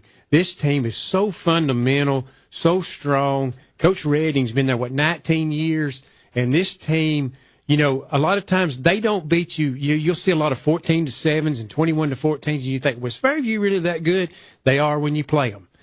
So it's a different style, and somehow, some way, Scottsboro found a way to win that game. And again, I think you talked about Gordo. You're not going to see a lot of passing out of a Fairview team. with the line that they have. They're going to play it close to the vest, and that's one for them. Is they go 12-1 this year, losing last night a tough one to the Scottsboro Wildcats. But we tip our hat to the Wildcats as they'll be at home at Trammell Stadium next week. That's going to be a full house, and of course, just up the road from there, there's going to be a full house at Pisgah, and just over the road from there, there's going to be a full house at Rainsville. So we're going to have 3 huge games in our area next week in the semifinals. Looking at Class 6A tonight, Muscle Shoals, the winner over Mountain Brook, 24-7. Clay Chalkville stayed unbeaten as they beat Homewood 35-17. Benjamin Russell was a winner over Hueytown, 40-13. And Saraland tonight outscored Pike Road 56-32.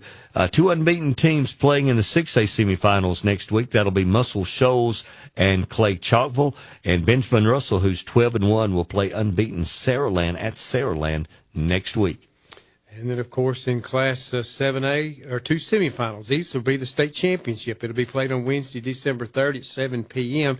Tonight, Thompson stopped a Central Phoenix City 2-point conversion as they hit the receiver before he could get across the goal line. Actually hit him when he jumped up to catch the football. And Thompson holds off to win 35-34 after blowing basically a 35-14 lead, had to stop a 2-point conversion to win it, but they're back to the championship as they win 35-34. And in a rematch, Opelika-Auburn, it's difficult to beat a team twice in 1 year, especially when you have 2 teams as talented as these 2 are. Auburn won the first time during the regular season, but Opelika won the one that meant the most. They knock off Auburn at Auburn tonight, 31-28. So now that means Thompson will be playing Opelika for the 7A state championship. Southern Elite Realty, serving all of North Alabama. Let Jerry O'Neill and his veteran team of agents provide you with a winning experience. Check them out at mysouternelite.com. Southern Elite Realty, where great real estate is built on a firm foundation.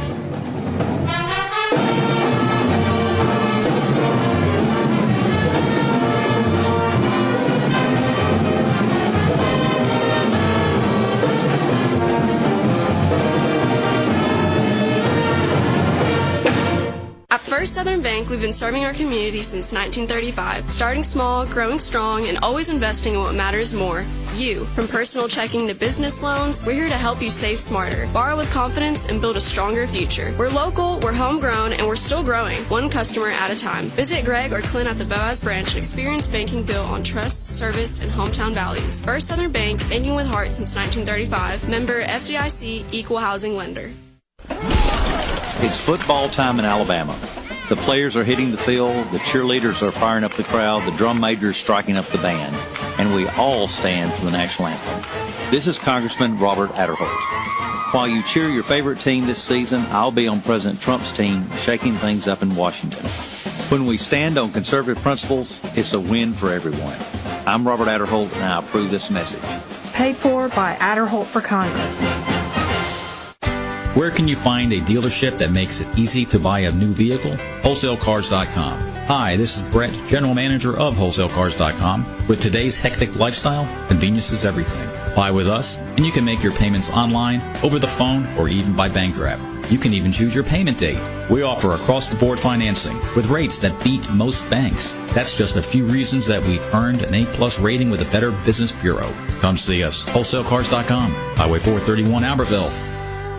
Ace is the place with the helpful hardware, folks. This holiday season, a grill from Weathers Ace makes a great gift. Ace Rewards members get free assembly and delivery on grills $3.99 and up. Choose from top brands like Weber, Traeger, and Big Green Egg, all available in various sizes and styles. You'll also find barbecue tools, accessories, fuels, rubs, and sauces that make perfect stocking stuffers. We're your one-stop destination for all things grilling. Not a member? Sign up and start saving today at Weathers Ace Hardware. Support your favorite team in school colors from Dixie Designs, Denson Avenue in Boaz. Dixie Designs can create a logo or custom artwork for your school, church, business, or upcoming event. From screen printing to embroidery, the team at Dixie Designs can do it all. T-shirts, caps, sweats, jackets, polos, uniforms, and much more. Dixie Designs is the official printer of the WQSB Team of the Week T-shirts. Dixie Designs, 415 Denson Avenue in Boaz. Quality sportswear that you can wear every day. The snap is good. The connection is great. FTC brings fiber internet to your home turf this football season. No buffering, no dropped connections, just reliable high-speed internet that's built to perform where it matters most. Whether you're streaming the game or checking the scores, we've got the speed you need. Score big with FTC's fiber, your home team for high-speed internet. Call 256-638-2144 or visit farmerstel.com today. FTC, we keep you connected. In sports, every point counts. And at Alpha Insurance, we know when it comes to your budget, every dollar counts. That's why we work to get you the lowest rates and best discounts available. Plus, every Alpha policy comes with personal service from our hometown team. Call Alpha to start saving today. In North Alabama, call us, Cy Giles and Holly Bobo at the Giles and Bobo Insurance Group. You can reach us at 256-538-8201 or stop by our office at 410 5th Avenue Northeast in Atala, Alabama. You can listen to high school football action each week on WQSB's sister station. WKXX 102.9 brings you Hoax Bluff Eagles football, and Power 107.5 covers Albertville Aggie football. Now back to the scoreboard on Alabama's country giant WQSB.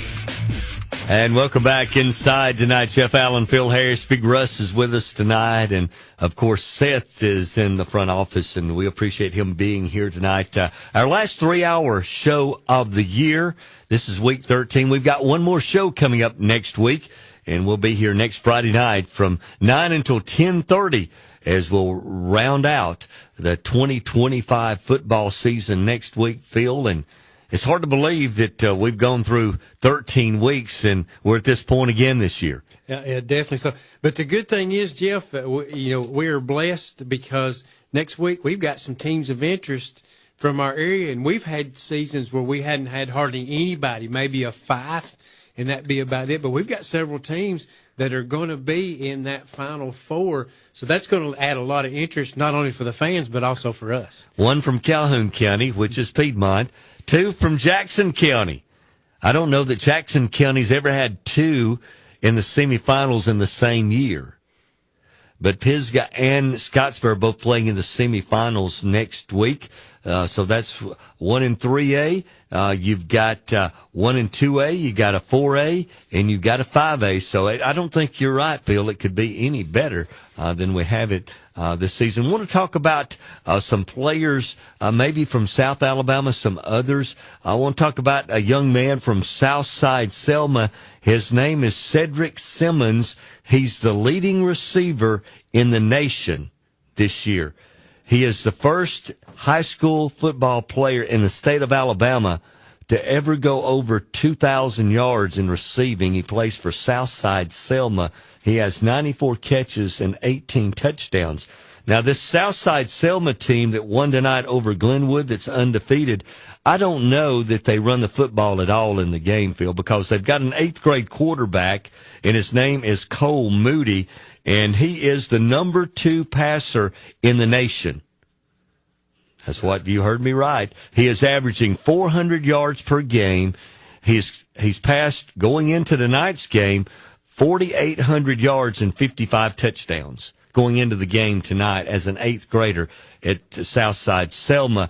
We told you about Cedric Simmons leading the nation in receiving. He's got a teammate, Derek Searles, who has 66 catches for 1,203 yards, and they have a tight end that rounds out their trio of pass catchers that has 48 receptions for 881 yards and 14 touchdowns.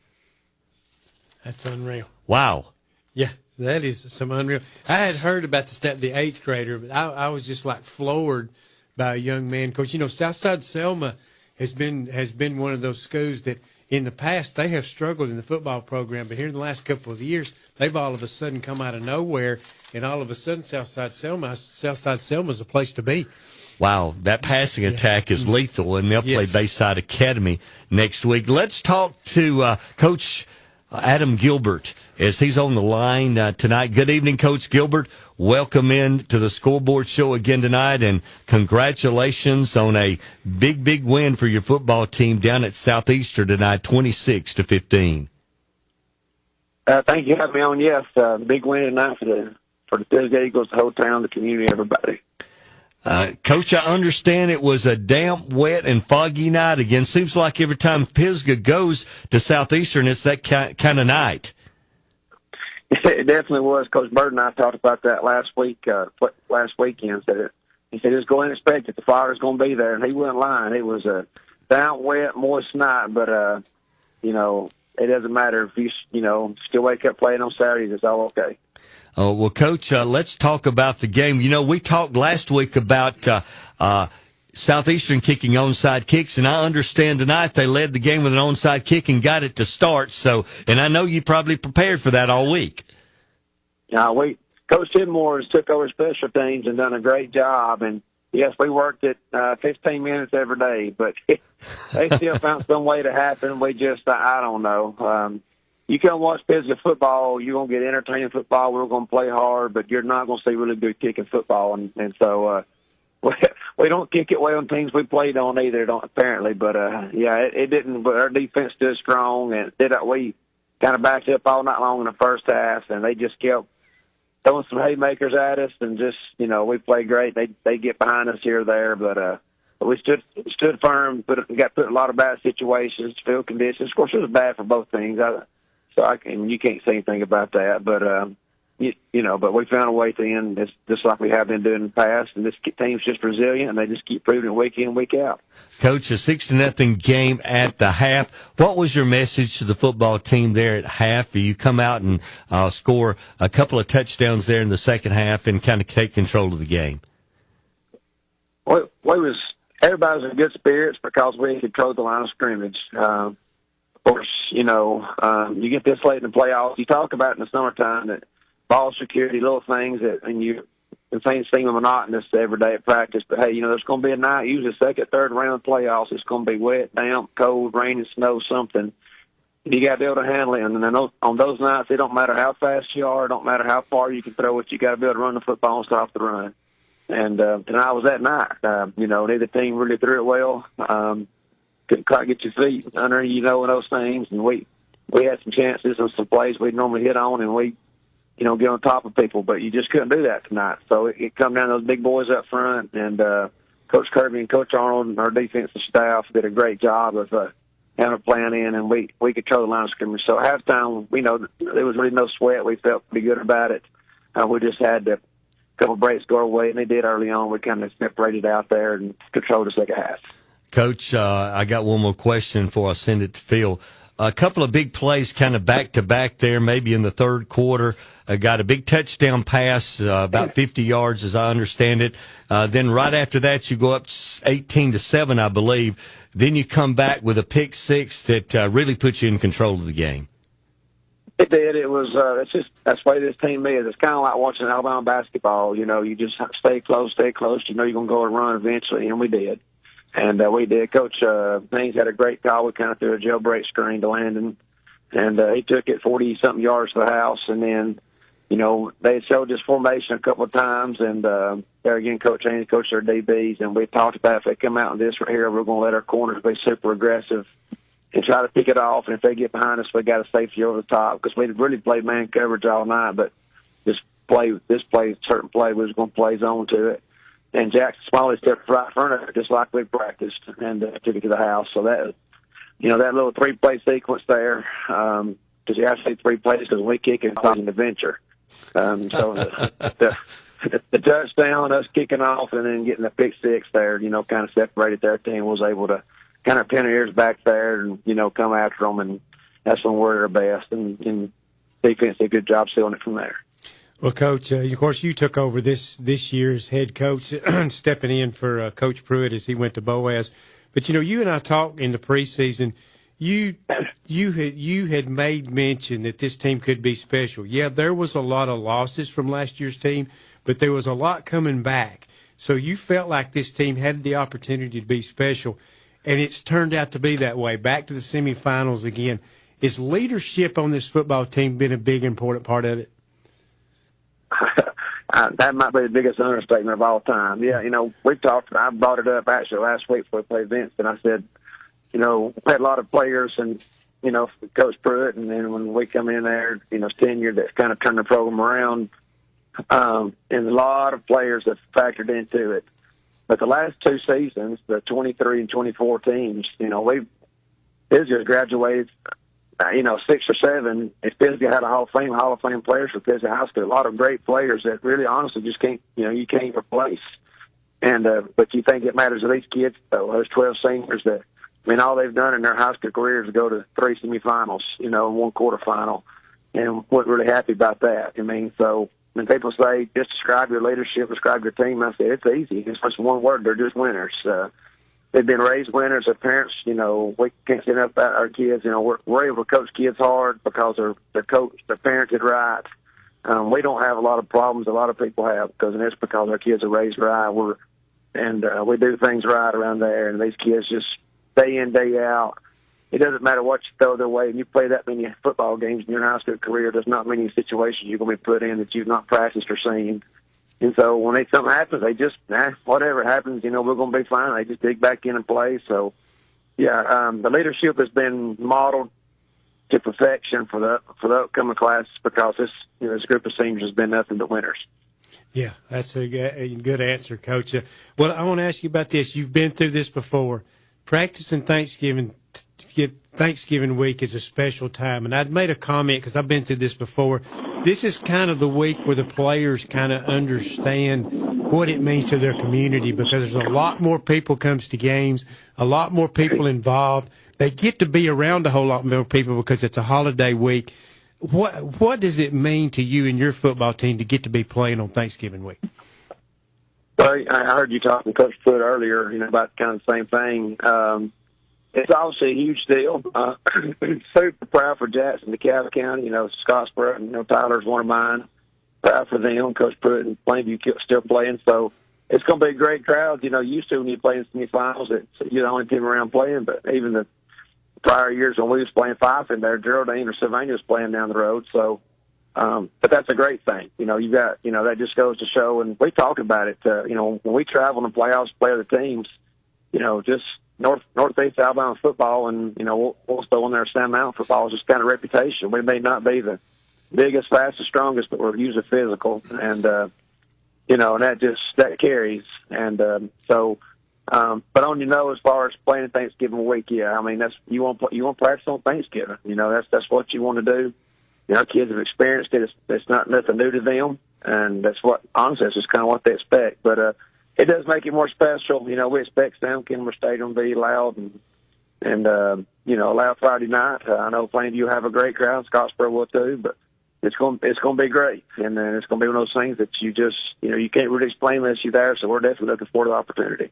Well, Coach, I just want to wish you the best of luck. It's been a great year. I'm proud for you guys, and please pass it on for us. Coach, before you go, you still there? I cut out, but I got you back. Yeah. Okay, got us back. I want you to give us a scouting report, because I know you've probably scouted them already. Coosa Christian had a great season this year. They're one of those teams that everybody kind of expected to be at this point of the year. You're one of those teams that everybody kind of expected to be this year. We got you now. Have you got us? Yep. And I was asking about Coosa Christian, if you could give us a scouting report on them. Let me know when you got me. We got you. You there? I don't think he must have lost us. I got you back again. I don't know what it is. But I heard your question about Coosa. To be honest with you, I have not watched them much. We got to take things week in, week out. I know they're obviously well coached, got a lot of great players. They're really great up front. I think they're very balanced. Of course, they're going to rely heavy on their hogs up front and their running back, but they're a balanced football team, and it'll take a special performance to do it. But our kids are up for the task. It just takes any night anything can happen, and to say we're excited for opportunities is a vast understatement. Well, Coach, we appreciate you taking the time to join us tonight. Congratulations to you and your staff and the Pisgah Eagles headed back to the semifinals, and we wish you the best next week against Coosa. Thank you, man. Thank you for what y'all do. That's Coach Gilbert from Pisgah, as Adam Gilbert and his team advanced to the semifinals again. That's the third time in 4 years, Phil. Yeah, he's getting a pretty good interview, so good to have him on. But, yeah, congratulations to the Eagles. Yeah, 3 times in 4 years getting to the semifinals and lost in the quarterfinals last year. So this team has been near miss. Is it their turn this time? Could it be destiny? We will see next week.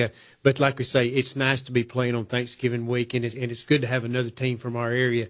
You hate to lose Southeastern. Somebody has to lose, but congratulations to Pisgah. Well, again, you look at tonight, it was really a no-lose situation for the area because you had Pisgah and Southeastern playing, and then you had Coosa playing tonight against Tuscaloosa Academy. So, whoever won that Pisgah Southeastern game, we knew that Coosa had a really good chance against Tuscaloosa Academy because they beat them a couple of weeks ago, and they were playing them in Gadsden tonight. So, you've got an Etowah County team playing a Jackson County team next week, and that is great for our area. Be part of the show this season by submitting your game day photos from the field to the sideline to the band to all the fans in the stands. Upload your photos from the game tonight on the WQSB High School Football Scoreboard Facebook page. And you can show your school spirit and be part of the Friday night tradition, the High School Football Scoreboard.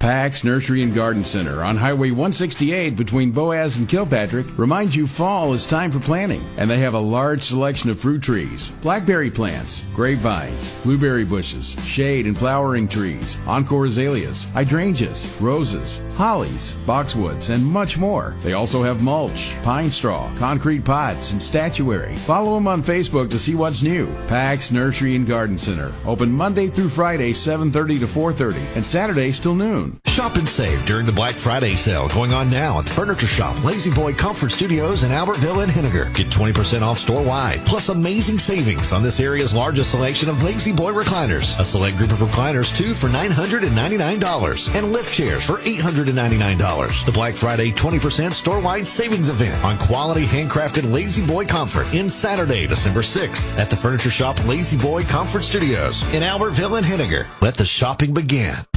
You can buy for less. Hey folks, Randy Ball here at Gilbert Ball Ford in Albertville. At Gilbert Ball Ford, our customer service is top priority. Our priority is to serve our customers and our communities. We'll appreciate having you as our customer and look forward to serving you again. Come see the difference at Gilbert Ball Ford in Albertville. And remember folks, if you don't come see us, I can't save you any money. And visit our website at gilbertballford.com. You can buy for less.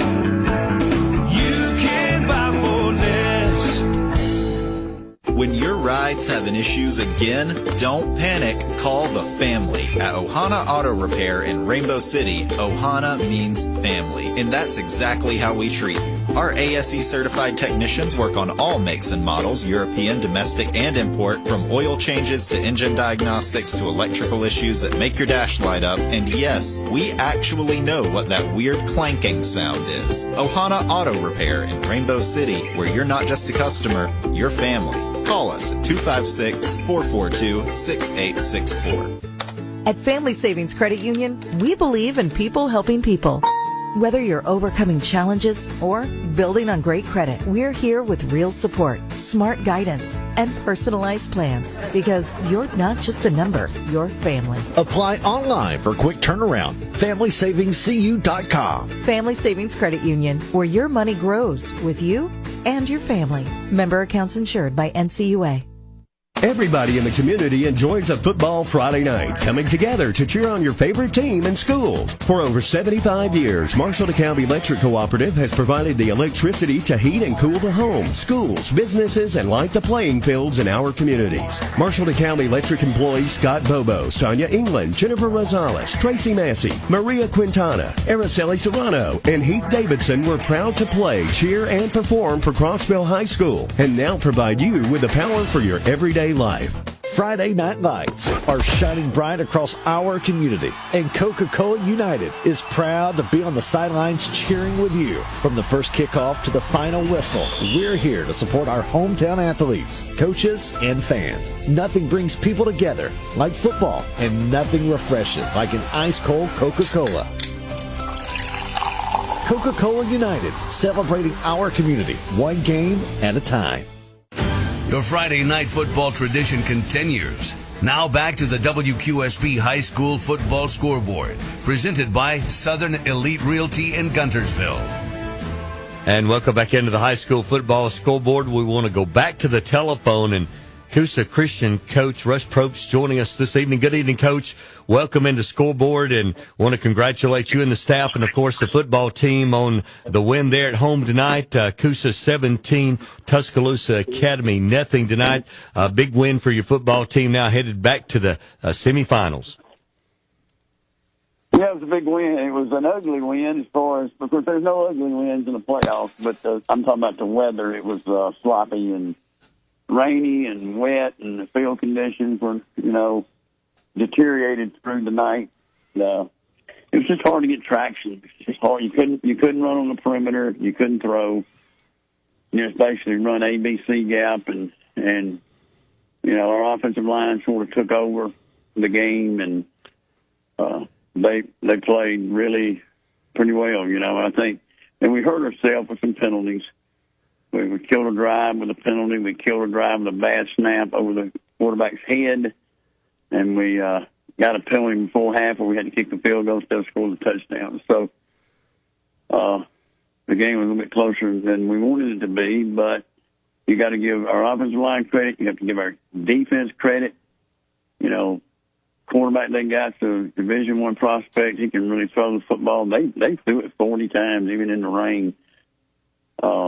But they never got inside our 20. The one time they got to the 20, they threw a pick in the end zone. And then our kicker did a wonderful job tonight because we had a snap over our punter's head. He went back and got it. They should have blocked it. He gets it off running to his left. How does a right-footed kicker go left and get it off is beyond me. But he did. Got us out of a hole. And so it was a team effort. Proud of the way we played hard, played physical.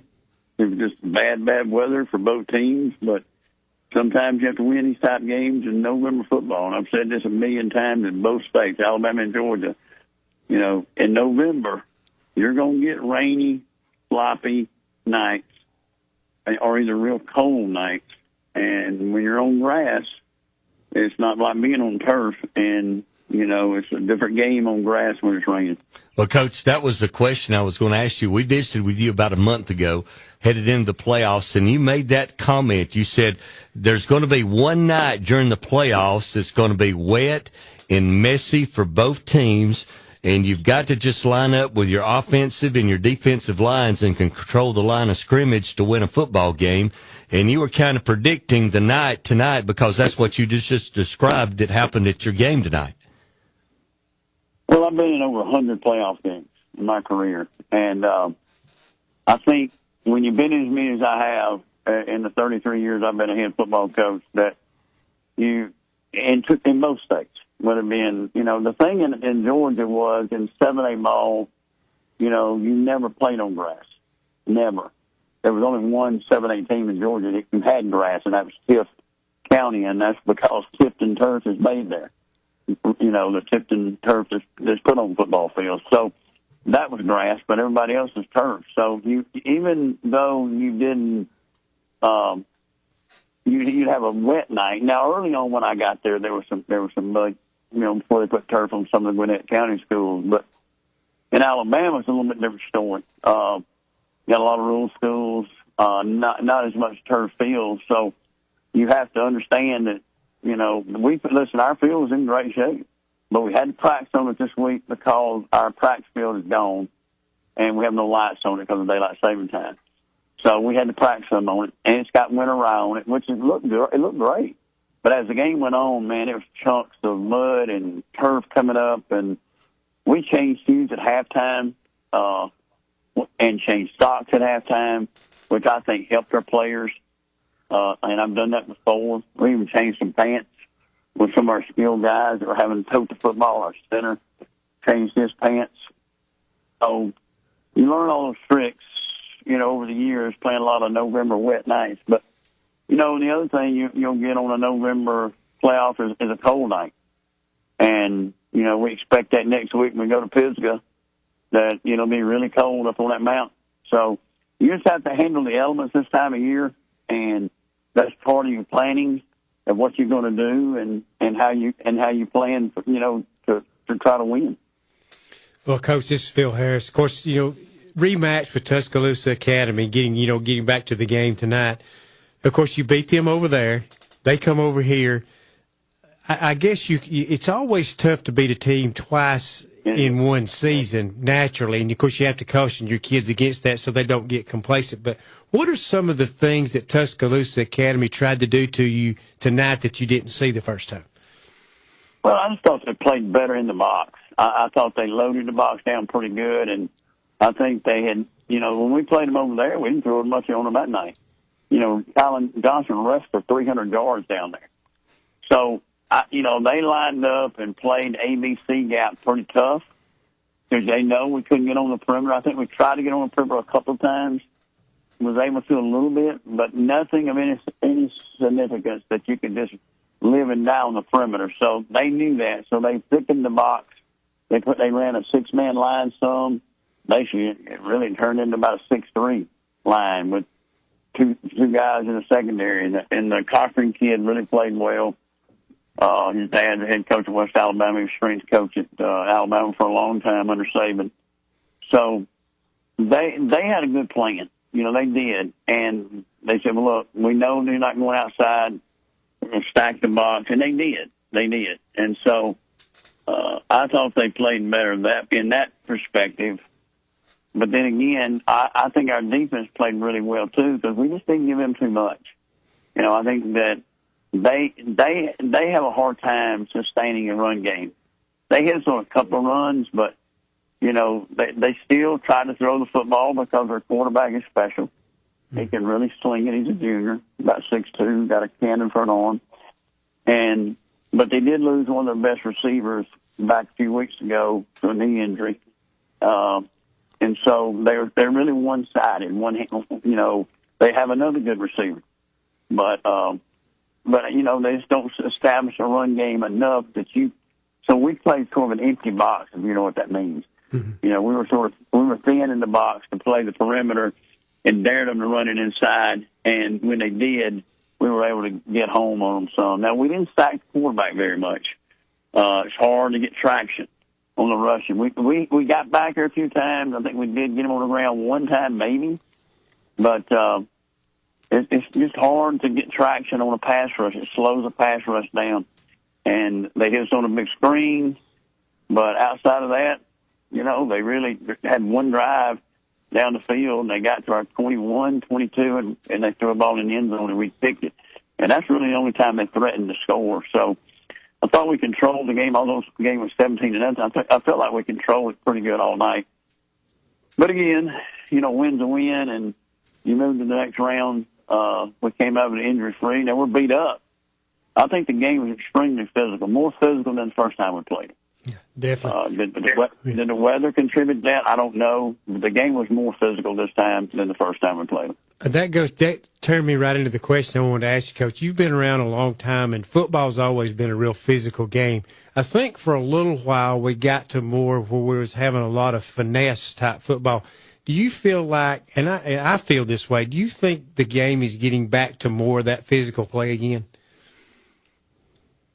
I don't know that. It's hard to say that. I mean, a lot of teams, and to me, the key to the whole thing, people have always thought the rush approach throws at every snap, but I've always been balanced. You got to do what you got. I mean, when I first got to Hoover, we threw it a ton because we didn't have a running back. We had really good receivers. We had a quarterback who could run around and could throw, and he was our best running back, was our quarterback. So, sort of like Steve Smith had a few years ago with Jack Hayes. He was their best running back. And, Jack he was a quarterback. He threw it 30 times on a given night. But I don't want to go as far as to say that we're getting back to that. I just think November, early December football. And in Georgia, you play later. You play in the third, fourth week of December.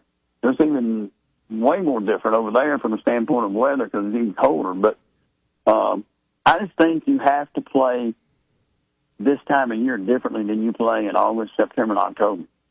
And so that sort of encapsulates into a more physical game. because it's dictated by weather and the elements. So the game's played it's played differently. But the team, again, though, teams that have balance are going to win mostly. When you're just one-sided and all you do can run the football, or all you can do is throw, then and they take that away, you're in trouble. Hopefully with us, if you take our run away, we can throw it really well. We threw 7 touchdown passes this year in a game. We've thrown for over 300 yards a few times. I think our quarterback's thrown for 2,000 yards and 22 touchdown passes, 5 interceptions. So we have balance, but at the same time, you have to have that. And then you're right-handed or you're left-handed. So you take one away, we can do the other. Tonight, the weather took away one of them. So it made it much more difficult for us to live in just running the football because they knew that we couldn't throw it, and they knew that we couldn't get on the perimeter. So I thought they did a better job against us in the box. Although our offensive line, I think, took over a lot. I think the key for us not scoring a bunch of points is I thought their secondary tackled our backs really well. We may pick up 7 or 8 or 10, but their secondary tackled our backs, where in the first game they did not. Now, that's another key element tonight. And I felt like they tackled better on the perimeter in the secondary. Well, Coach, before we let you go, got one other question. I know this team, there's high expectations for them this year. They've achieved those expectations. Been a great year. But will you talk about, I know everybody's out of school this week. We're in Thanksgiving week. Is it a tougher preparation because it's a big game next week? You go on the road to Pisgah, very good football team. They're sitting there at 11-2, and the winner goes to the state championship game. Talk about preparation, how you'll get ready for that game next week. Well, I always thought Thanksgiving prep is easier to me because you got more time with them.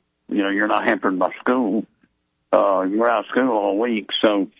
You got their full attention. There's no academics can get in their way, and then of course, parents have to understand about the Thanksgiving day. That you're going to have to practice, you're going to have to travel. The things that we do are a little bit different than a lot of teams, and so not to give away everything that we do, but we handle things 24 hours out differently than most high school teams do. But I've always done that. And so, since I was a Hoover. So I think, but the prep to me, you get more film time, which allows you to have more walkthrough time, which allows you to have more practice time if you need it. But then again, you can't overdo it, because you're late in the season. You're week 14 or 15, really, because you had the open week. So it's 15 weeks. You've already been it. This week will be our 15th week of football. So, and then you throw in the 2 or 3 weeks prior to that, so you're really in 18 weeks of football. So, and you're playing with about 14, 15 kids, so we're a small group. So you have to be careful with that and how much you push them versus how much prep you need, which in turn, sometimes we spend a lot more time in film and walkthrough to making sure we know what we're doing.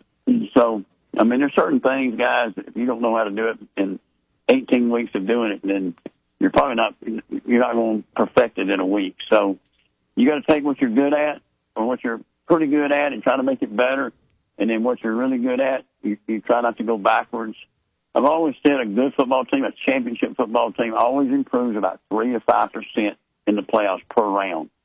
And that's so important. I think the teams that lose it when they get to the semis or the finals is that particular night they did not improve as a football team, that 3 to 5%. So, you're not going to have a 20% increase. Most times you're not going to have a 10% increase.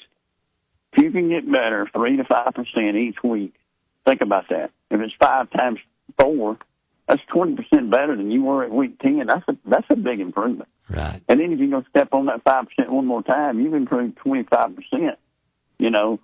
And late in the game, that may be the difference in you winning or losing a state championship. So, and some of the teams that have lost the state championship for me, I don't think we improved that week. I really don't. I think it caught up with us. Either we were entitled and we thought we were good enough to win it, and we didn't go out and keep that nose to the grindstone and push to that point, or our attitude was wrong. Something was disruptive in that final week or two that, because this is my 20th semifinal game in my career, 19th or 20th, I can't remember exactly, but I think it's either 19 or 20 times. And I go back and think about the ones we lost. I don't think about the ones we won. And you try to not make the same mistake. There have been 12 championship games, too. And again, you will analyze those losses way more than you will the wins.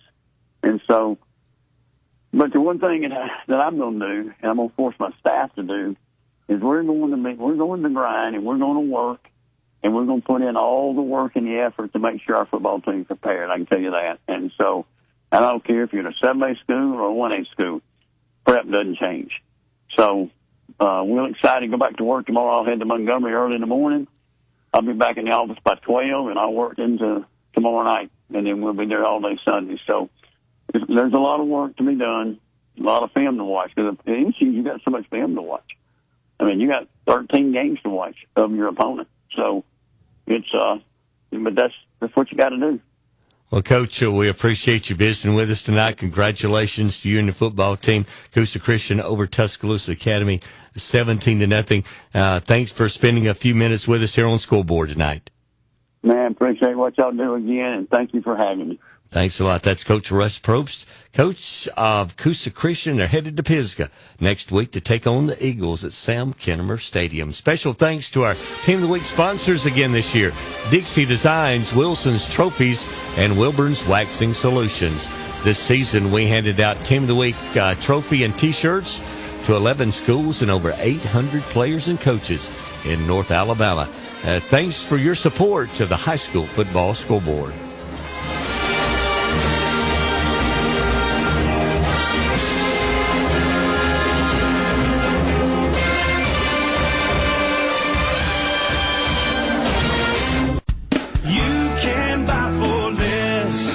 Hey folks, Randy Ball here at Gilbert Ball Ford in Albertville. At Gilbert Ball Ford, our customer service is top priority. Our priority is to serve our customers and our communities. We'll appreciate having you as our customer and look forward to serving you again. Come see the difference at Gilbert Ball Ford in Albertville. And remember folks, if you don't come see us, I can't save you any money. And visit our website at gilbertballford.com. You can buy for less. You can buy for less. At Liberty Bank, we value our local schools and are proud to support all of our teams because this is our community too. To everyone who puts in the long hours of practice to help our kids win in life and on the field, we salute you. Whether you're coach from the sidelines, sell concessions, or score touchdowns, the Liberty Bank team is cheering for you. So from our team to yours, let's make it a great season. Liberty Bank, local bankers serving local customers since 1971. Friday nights in the fall are special nights in our communities. It's when everyone comes together to cheer for our football teams, bands, and cheerleaders. This is DeKalb County Sheriff Nick Weldon. As you enjoy this football Friday night, I would like for you to think about the young people who are making decisions right now that could put their future at risk. Drugs are destroying the lives of our youth. Help us stop drug activity by reporting it to the DeKalb County Sheriff's Office. Call us at 845-3801. The snap is good. The connection is great. FTC brings fiber internet to your home turf this football season. No buffering, no dropped connections, just reliable high-speed internet that's built to perform where it matters most. Whether you're streaming the game or checking the scores, we've got the speed you need. Score big with FTC's fiber, your home team for high-speed internet. Call 256-638-2144 or visit farmerstel.com today. FTC, we keep you connected. A dealership that puts the community first. Welcome to Sam Boswell Honda of Gadsden, your hometown headquarters for all things Honda. From Gadsden, Oxford, Jacksonville, Attala, Boaz, Albertville, Gunnersville, and beyond. We offer Alabama's top selection of new Hondas, plus an extensive lineup of dependable pre-owned vehicles, all at prices you'll love. Thinking about selling your car? We're ready to buy. Find us on East Meagan Boulevard in Gadsden. Explore our inventory anytime at BoswellHondaGadsden.com. Sam Boswell Honda, vehicles you can can depend on, people you can trust. In sports, every point counts. And at Alpha Insurance, we know when it comes to your budget, every dollar counts. That's why we work to get you the lowest rates and best discounts available. Plus, every Alpha policy comes with personal service from our hometown team. Call Alpha to start saving today. In North Alabama, call us, Cy Giles and Holly Bobo at the Giles and Bobo Insurance Group. You can reach us at 256-538-8201 or stop by our office at 410 5th Avenue Northeast in Attala, Alabama. It's football time in Alabama.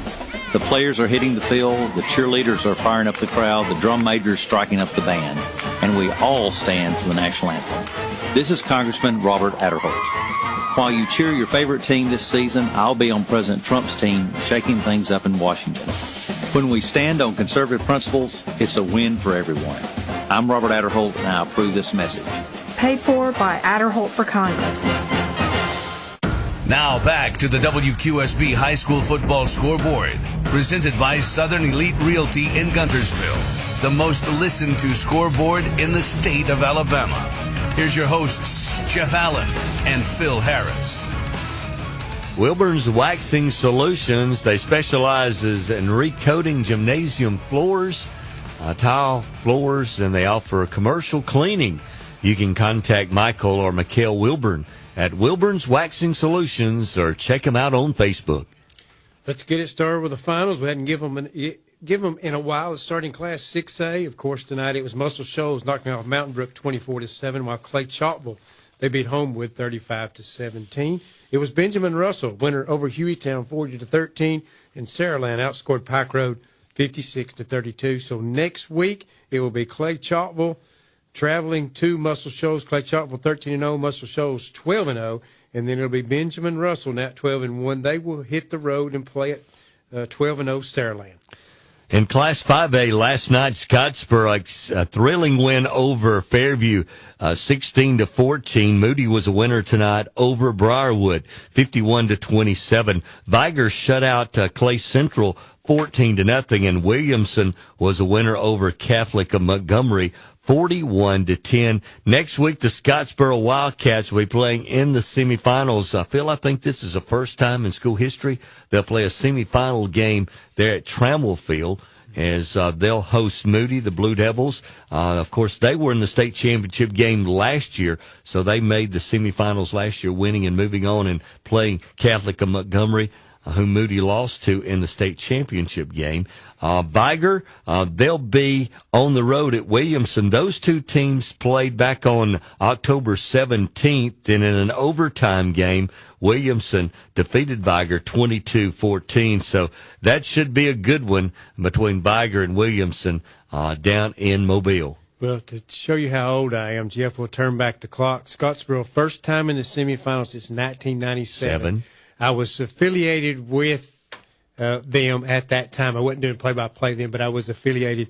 Barrett Penny, Zach Holt, Ryan Bowler, Keith Tremue, Crandall Strong were some of the names on that football team that lost to Etowah 21-13 down there in 1997. They beat Alexandria in the quarterfinals and then lost to Etowah in that semifinal matchup. The thing that I remember that night, Robert Reeves was working with me on Scoreboard. We went down to the game that night, and Carnell Williams, I believe, was a freshman on that football team, and Derek Nix was the running back that was very good at Etowah that night.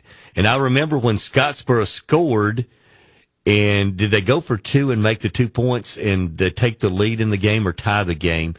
And I told Robert then, I said, do you think they'll kick it to Carnell? And he said, no. We were both wrong, and Carnell took it 90 the other way and got it down to about the 5-yard line, I believe, and they punched in and scored, and that was a winning points. Yeah, that made the difference in the game. Yeah, that's what I remember about that game that night. Yeah, definitely. And the thing is, I wasn't at that game, Jeff. At that time, I was working for them, but I was doing DeKalb County and Jackson County games. Well, my season had ended. I was at Sandrock. Sandrock won. I can't remember who they beat, but they won 14-7 to get down to the finals in Class 1A in 1997. Yeah, Springle. Big Springle. I went to the game. It was 14-7, and I got back in the vehicle and listened to Ron Livengood call the final in that 1997 game there. But, that just turned back clock memories. They all come rushing back. Scottsboro gets to play at home this time for the first time ever. And it'll be an all-black semifinal. And when you said that, that reminded me of Robert and I being on the sideline that night and me making the comment to Robert, and he says, I don't think they'll kick it to him. And while the ball was in the air, he said that, and that was and Coach Larry Marsh, one of my favorite coaches all time. It's passed away now, but Coach Marsh was a coach there at Scottsboro at the time. Yeah, definitely so. He won a lot of football games at that time.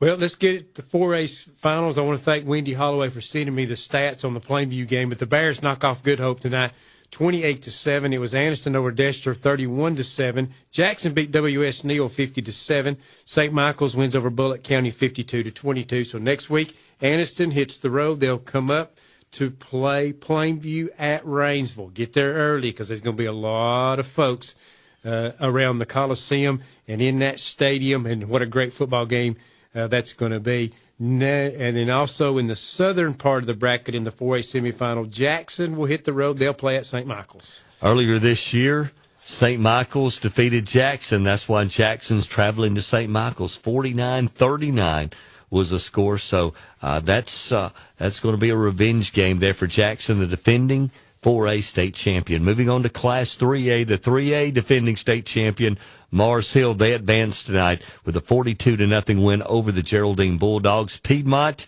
they'll play Mars Hill again this year.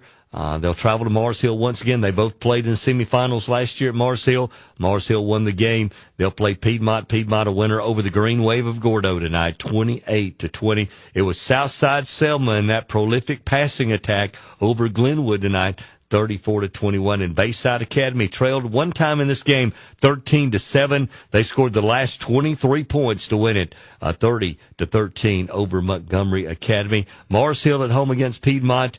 Bayside Academy at home next week in the semifinals against Southside Selma. In Class 2A, the Pisgah Eagles, we talked to Coach Adam Gilbert. They run their record to 11-2. They beat Southeastern at Renlap in a nasty night, foggy night. They knock off Southeastern 26-15. Congratulations to Coach Bird and his team. Great season once again. He just keeps taking them to new heights. He just wasn't meant to be tonight. So the Pisgah Eagles next week will play at Kennemer Stadium, and they will host Coosa. And, of course, we talked to Coach Rush Probst just a few minutes ago. They got a workmanlike, nasty night win over Coosa Christian, 17-0, beating Tuscaloosa Academy for the second time this season. So now they will hit the road next week, next Friday night, to play at Kennemer Stadium. Southern part of the bracket, Lynette over Luverne, 35-16. Reeltown beat Providence Christian 28-7. So next week, no surprise here, Reeltown will travel to Lynette. And your 1A final scores. Last night, Addison was a winner as they had to come from behind in the second half to knock off Marion County on the road. Addison a winner 28-22. Wadley, this game was close throughout much of the first half and early into the third quarter. Then the Wadley Bulldogs took control and defeated Hubbardville 62-38. Maplesville, they rolled up early, 42-0 over Southern Choctaw, and Leroy on the road tonight handed McKenzie their first loss of the season. Next week, the Wadley Bulldogs defending their 1A state championship in the semifinals at Addison, and Maplesville, the runner-up last year, they're 13-0. They will host 13-0 Leroy next week in the semifinals in Class 1A. Lake properties, mountain properties, residential or commercial. At Southern Elite Realty, they treat every property like it's their own. Check them out at mysouthernelite.com. Southern Elite Realty, where great real estate is built on a firm foundation.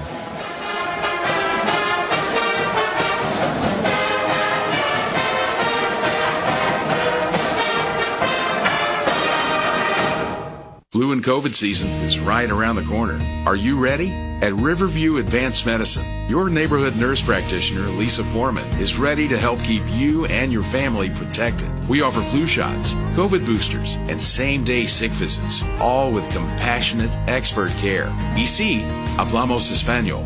Walk-ins welcomed. Appointments welcomed. Call 256-546-1445 to schedule yours today. Stay healthy this season. With care, that's close to home. Score Time Scoreboards, the only authorized fair play dealer in Alabama. Owners Avery and Patty Hendricks would like to thank all our loyal customers for your patronage and trusting us to help you keep score for the past 31 years. From the new Scoreboard video boards at Boaz and Douglas High School to all Scoreboard video boards at Birmingham City Schools and all points in between. Proudly serving the WQSB listening area with your scoring needs. No matter what team you root for, the game starts and stops with Score Time Scoreboards. Where can you find a dealership that makes it easy to buy a new vehicle? WholesaleCars.com. Hi, this is Brett, General Manager of WholesaleCars.com. With today's hectic lifestyle, convenience is everything. Buy with us, and you can make your payments online, over the phone, or even by bank draft. You can even choose your payment date. We offer across-the-board financing with rates that beat most banks. That's just a few reasons that we've earned an A+ rating with the Better Business Bureau. Come see us. WholesaleCars.com. Highway 431, Albertville. Dreaming of the perfect backyard? Now booking for next year. From stunning 3D designs to one-on-one service, Martinez Pools will bring your vision to life in 2026. Vinyl, fiberglass, orgonite pools, landscaping, sod, irrigation, and waterfalls, outdoor kitchens, hot tubs, and putting greens. Full turnkey service from start to finish. Schedule your spot now. Our openings for next year are limited. Call 256-452-8464 today to reserve your project and make your home the place where kids come to play and memories are made. Hey, it's Friday Night Lights. Cooler weather and great deals on new and used cars, trucks, and SUVs at Alexander Ford in Boaz. Come see us before you buy your next vehicle. We do not have what you want. We'll order it for you. We have been in business for over 50 years and want to thank our customers and invite you to come see why people come see us again and again. The automobile business has changed, but Alexander Ford still values family, friendships, and good hometown people. Good luck to your school this football season, and come see us at Alexander Ford in Boaz. At Family Savings Credit Union, we believe in people helping people. Whether you're overcoming challenges or building on great credit, we're here with real support, smart guidance, and personalized plans. Because you're not just a number, you're family. Apply online for quick turnaround. FamilySavingsCU.com. Family Savings Credit Union, where your money grows with you and your family. Member accounts insured by NCUA. Friday night lights are shining bright across our community, and Coca-Cola United is proud to be on the sidelines cheering with you. From the first kickoff to the final whistle, we're here to support our hometown athletes, coaches, and fans. Nothing brings people together like football, and nothing refreshes like an ice-cold Coca-Cola. Coca-Cola United, celebrating our community, one game at a time. Hey folks, Jerry O'Neill, broker and owner of Southern Elite Realty. We're so proud to be a part of the WQSB family and honored to help bring you the Friday Night Scoreboard. And welcome back to the high school football scoreboard. Looking ahead to some of our games next week in our area up in Jackson County, of course, at Trammell Stadium. Next Friday night, the Scottsboro Wildcats will play, as Phil and I talked just a few minutes ago, their first semifinal ever at home, but their first semifinal since 1997, as they'll take on the Moody Blue Devils. Phil, next week. Moody's been a very impressive team this year, but the Scottsboro Wildcats, I think it's going to be big next week. I know they want to get Jacoby Edmondson. Hopefully he can be back. He's been their leading rusher all year. Went out of the game last night, did not play very much in the second half, and I think that's one of the impressive things about the effort for Scottsboro last night with Jaden Gilbert, Colton Harding. They really stepped up for Coach Van last night in that game. Yeah, Jaden Gilbert had about 49 yards rushing, and a lot of that was in the absence of Jacoby Edmondson, who also had 49 yards. Of course, he's up over 1,800 yards for the season. That's going to be a key factor next week. How healthy is he going to be? Of course, Colrack gives Scottsboro probably the advantage in the kicking game. It made a difference last night. Will it make a difference in the semifinals? We'll find out. But like you say, Moody, an outstanding team. No surprise. They started the season off at 0-2, but that was not surprising. We figured they were going to be the team to beat at this point, and they are. Of course, Moody comes in, very impressive team. We told you that they got beat in the state championship game last year by Montgomery Catholic, 17-14 last year. They come in now into this game. Moody will be 11-2. Their losses was to Gainesville, Georgia, one of the best teams in the state of Georgia, and they lost to Auburn. Auburn lost tonight in the 7A semifinals, so they played a very strong schedule this year. They pretty much dominated all their opponents, beating Corner in the first round 49-21. They beat Priceville last week 60-14. This game was close with Briarwood into the second half, and they opened it up in the second half 51-27. Jake Lowry's been great at quarterback there for Coach Jake Gaines, and a couple of great receivers in J.J. Rutledge and Josh Dozier coming in. So if the weather's good, that's one of the things Scottsboro's got to be ready for, a good passing attack next week from Moody. Yeah, definitely. So a lot of speed. So basically Scottsboro is going to depend on their defense, and they're going to depend on running the football. Of course, quarterback play has been very good for them. Colton Harding has really come on. He was the big difference in the game last night, not just the kicking game. So that's going to be important. They're going to have to mix it up. I don't think you can totally depend on, hey, we're going to run Jacoby Edmonds and all that, or Gilbert, whichever you choose. They're going to have to be balanced on offense to have a chance against Moody, because this is an outstanding football team. But all Scottsboro's asking for is a chance. They've got to the semifinals. That's what they want. It's at home, and you never know how it's going to fall. Two unbeaten teams are going to play in Rainsville next Friday night with a chance to go on to the state championship game. The Anniston Bulldogs and the Plainview Bears. Of course, Plainview, they've been, again, very impressive in the playoffs. A win over Brooks. We talked about it earlier. Very impressive win over Alexandria at home last week, and they followed that up on the road last night with a big win over Good Hope, who is a team coming off a win in the playoffs against unbeaten West Morgan. And, of course, the thing about Plainview, they've got so many weapons, but Owen Hope has really been very good at quarterback, and they're just kind of dominant up front. Got a big offensive line. That translates to a good defensive line. We talked to Coach Pruitt earlier tonight. You asked him about the defense. There's one thing that we know. They're going to have a good defensive plan next week for a very explosive Anniston team. Yeah, definitely so. And that's what has made this Plainview team, I think, made this run in the playoffs, has been defensive side of the football. They have been able to, kind of be vanilla on offense because their defense has played very well. Owen Hope has kind of carried the mail, but I think next week you're going to have more than Owen Hope. I think you're going to have to get a little bit more out of their passing game to kind of try to keep Anniston off balance, because it's a speed team, and they're probably going to play in spurts. So weather's going to be a factor next week, but I think this is going to be an outstanding football game. I think it's going to be the physical play of Plainview against the speed of Anniston. Now, Anniston is still a physical football team, but they depend a lot on their speed.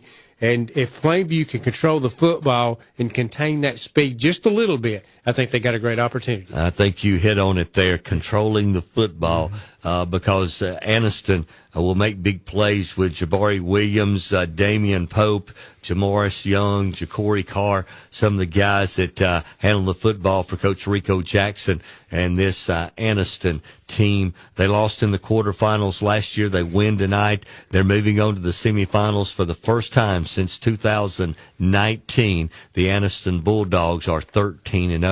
And as far as 3A, Phil, I think we expected this matchup from the very beginning of the season. Mars Hill, Piedmont. Though Mars Hill has been very impressive, Piedmont has been, I think, much better than I thought they would be this year. The thing that impressed me about Piedmont is what they did to Fife last week. They were so much more physical than the Fife Red Devils. Big win. The 36-0 win. We talked to some people there at Piedmont today. They were still thrilled over that win, but they got tested tonight. Gordo came in with a test with a very physical football team, but they're going to face a physical football team that likes to run the football. 2 rushers over 1,000 yards in Hudson Higgins and Jackson Penn. I think Higgins is getting close to 2,000. Emil went over it tonight with the game against Geraldine. But big night for the Mars Hill Bible Panthers, and of course, coming over next week will be Piedmont, a team that they beat 49-20 in the semifinals last year. Of course, I think this Piedmont game against Gordo is a good test for them because they're going to be tested in the running game. Gordo, basically, and when we had talked about this, 600 plays this year, 8 passes. So they just lined up and run it right at Piedmont, but Piedmont was able to contain them enough to pull off a win. So I think this is going to be a good test for them going over to Mars Hill. But they're going to have to play very well, naturally, because like you and I have talked about, this may be Mars Hill's best team of all time. Going to be difficult to beat them over there, but we figured Piedmont was going to get the opportunity, and we'll see what happens. And, of course, Piedmont's got Raleigh Pinto, and, he's either going to get it in the backfield, you're going to throw it to him, or you're going to have to kick it to him, either kickoffs or punts, and he's just an explosive player that is a game changer. That's going to be a good one next week. And what I'm looking forward to is I think it's going to be a very physical football game at Pisgah next week between the Pisgah Eagles and the Coosa Christian Conquerors. I know the Conquerors are going to go in. They got very physical offensive and defensive lines. As Coach Prope said, he's got about 14 players that play for him. And that offensive and defensive lines, they're very physical, and they've got some outstanding players in the backfield for the Conquerors. Yeah, and I think the key to this game for Pisgah don't have that down-the-field passing game they've had in the past, but that might be good here. I think they need to be balanced, though. I need to be able to run the ball, use that short passing game, and keep Coosa off balance because you want to keep their athletes off the field. Coosa's a very good defensive football team, but Pisgah's going to have to control the ball. And, of course, Coach Prope said in that interview with him earlier this hour, he's going to be balanced, and that's what he's looking for as he goes in with balance. And, of course, as Coach Gilbert talked about, this Pisgah Eagles team, you never know what you're going to get, but you're going to get a great effort out of this team. They've got great leadership on this team. The seniors have been, for the third time, to the state semifinals. They want to kick the door in. They want to get to a state championship game, and they've got the opportunity at home at Sam Kennemer next week. Yeah, of course, and I think all year long we kind of thought this might happen. I just got a good vibe from Coach Gilbert at the first of the year. Yes, they lost some key players last year, but he had some good ones coming back, and they got hot at the right time. They're playing well. Of course, Coosa has been consistent all year long, a very good, talented football team that's well coached. So this is going to be a great game next week. Coosa, one thing we know that they had high expectations going into this year. They scheduled up.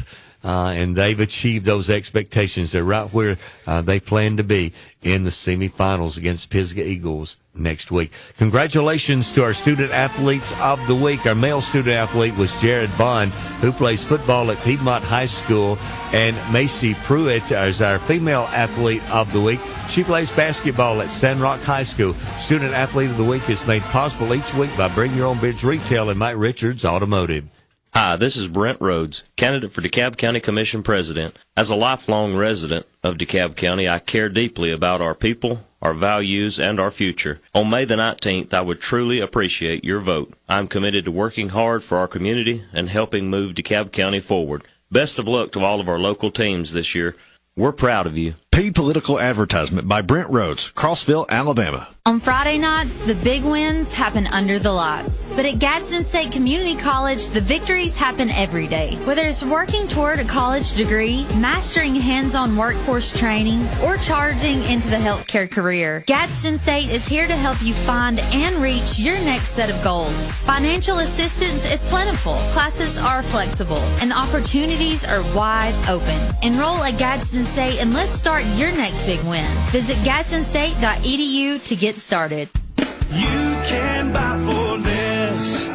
Hey folks, Randy Ball here at Gilbert Ball Ford in Albertville. At Gilbert Ball Ford, our customer service is top priority. Our priority is to serve our customers and our communities. We'll appreciate having you as our customer and look forward to serving you again. Come see the difference at Gilbert Ball Ford in Albertville. And remember folks, if you don't come see us, I can't save you any money. And visit our website at GilbertBallFord.com.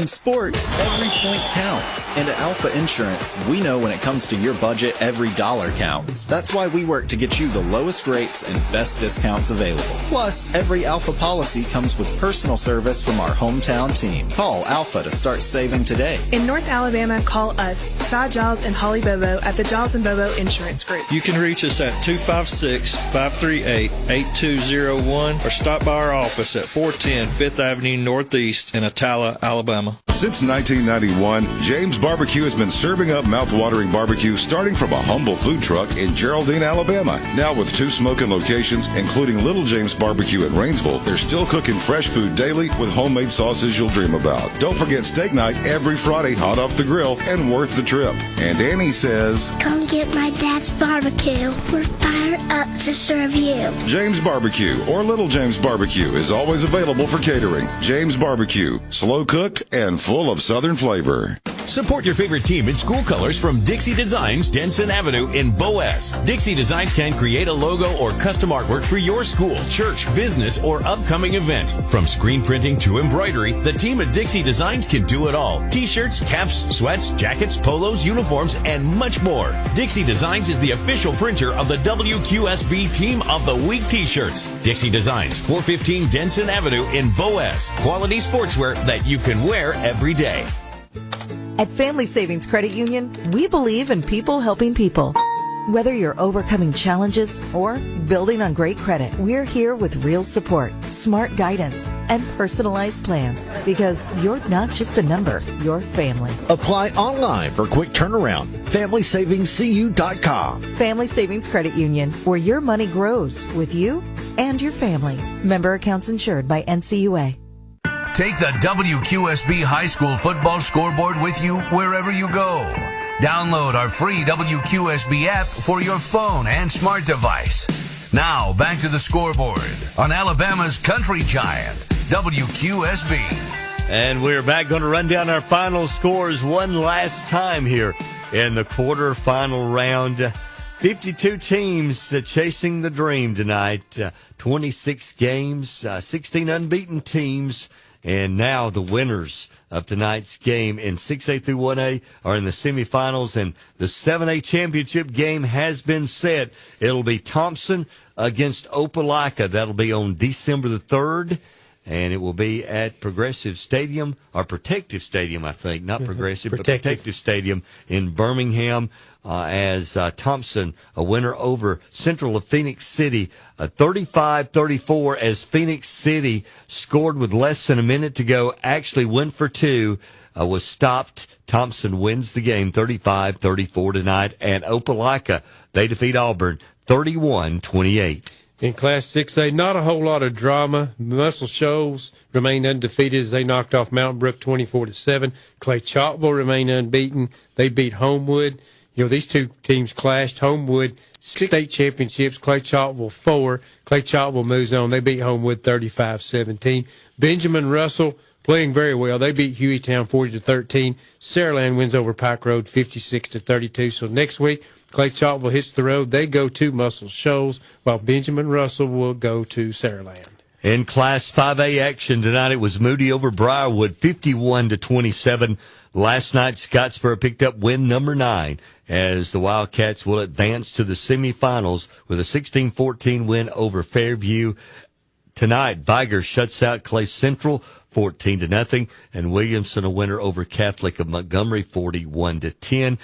Your matchups next week will be Viger traveling to Williamson, and Moody will be at Tramble Stadium next Friday night to take on the Scottsboro Wildcats. You know, one thing in Class 5A, Jeff, Clay Central fell. Danny Horn's team fell 14-0. You wonder if this is his last hurrah.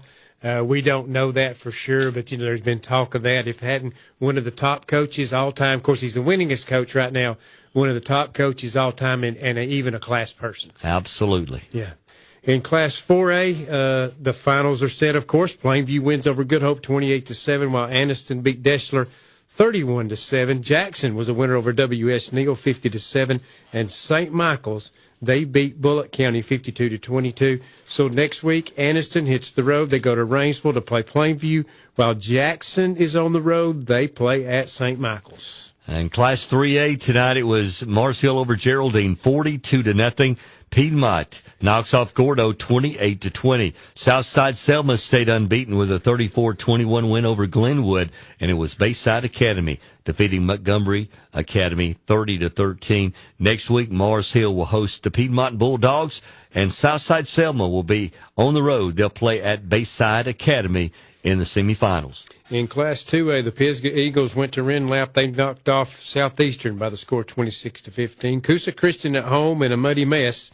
They beat Tuscaloosa Academy for the second time this year, this time 17-0. Lynette was a winner over Luverne, 35-16, while Reeltown beat Providence Christian 28-7. So next week, Reeltown will hit the road. They'll play at Lynette, and Coosa Christian will head to Pisgah next Friday night to take on the Pisgah Eagles. In Class 1A tonight, the defending state champion, the Wadley Bulldogs, they beat Hubbardville 62-38. Last night, Addison was a winner over Marion County 28-22. Maplesville defeats Southern Choctaw 42-0, and Leroy rolled over McKenzie 60-38. Your 1A matchups for next week will have Addison at home. They'll be hosting Wadley, and Maplesville also, they'll be at home hosting Leroy. And those are all your final scores from tonight. When we come back, we're going to wrap it up. Week 13 of the high school football scoreboard.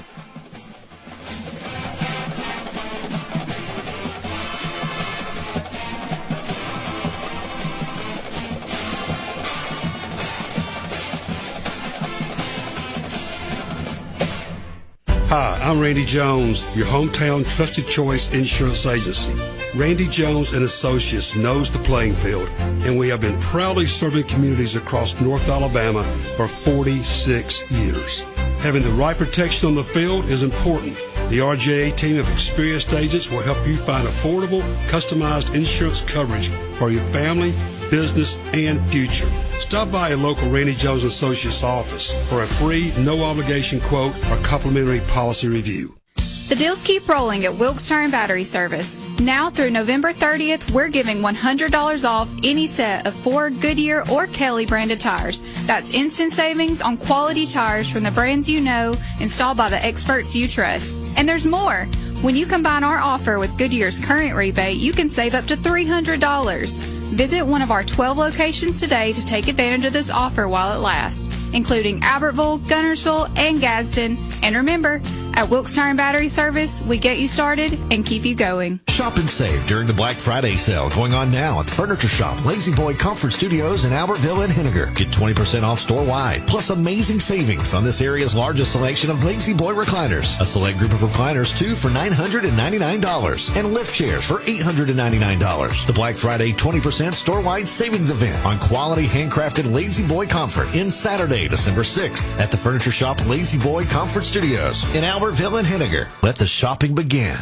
Ace is the place with the helpful hardware, folks. Looking for top brand grills for holiday gift giving? You'll find the right size and style at Weather's Ace Hardware, plus fuels, spices, sauces, and more. Right now, a Blackstone Iron Forge 2-burner outdoor griddle is on sale for $279.99, or choose a 4-burner griddle on sale for $529.99. Save 25% on select Blackstone accessories. They make perfect stocking stuffers to go along with your griddle. We're around the block with great grilling gifts for the holiday season in stock. Weather's Ace, the helpful place. When your ride's having issues again, don't panic. Call the family. At Ohana Auto Repair in Rainbow City, Ohana means family, and that's exactly how we treat you. Our ASE certified technicians work on all makes and models, European, domestic, and import, from oil changes to engine diagnostics to electrical issues that make your dash light up. And yes, we actually know what that weird clanking sound is. Ohana Auto Repair in Rainbow City, where you're not just a customer, you're family. Call us at 256-442-6864. A dealership that puts the community first. Welcome to Sam Boswell Honda of Gadsden, your hometown headquarters for all things Honda. From Gadsden, Oxford, Jacksonville, Atala, Boaz, Albertville, Gunnersville, and beyond. We offer Alabama's top selection of new Hondas, plus an extensive lineup of dependable pre-owned vehicles, all at prices you'll love. Thinking about selling your car? We're ready to buy. Find us on East Meagan Boulevard in Gadsden.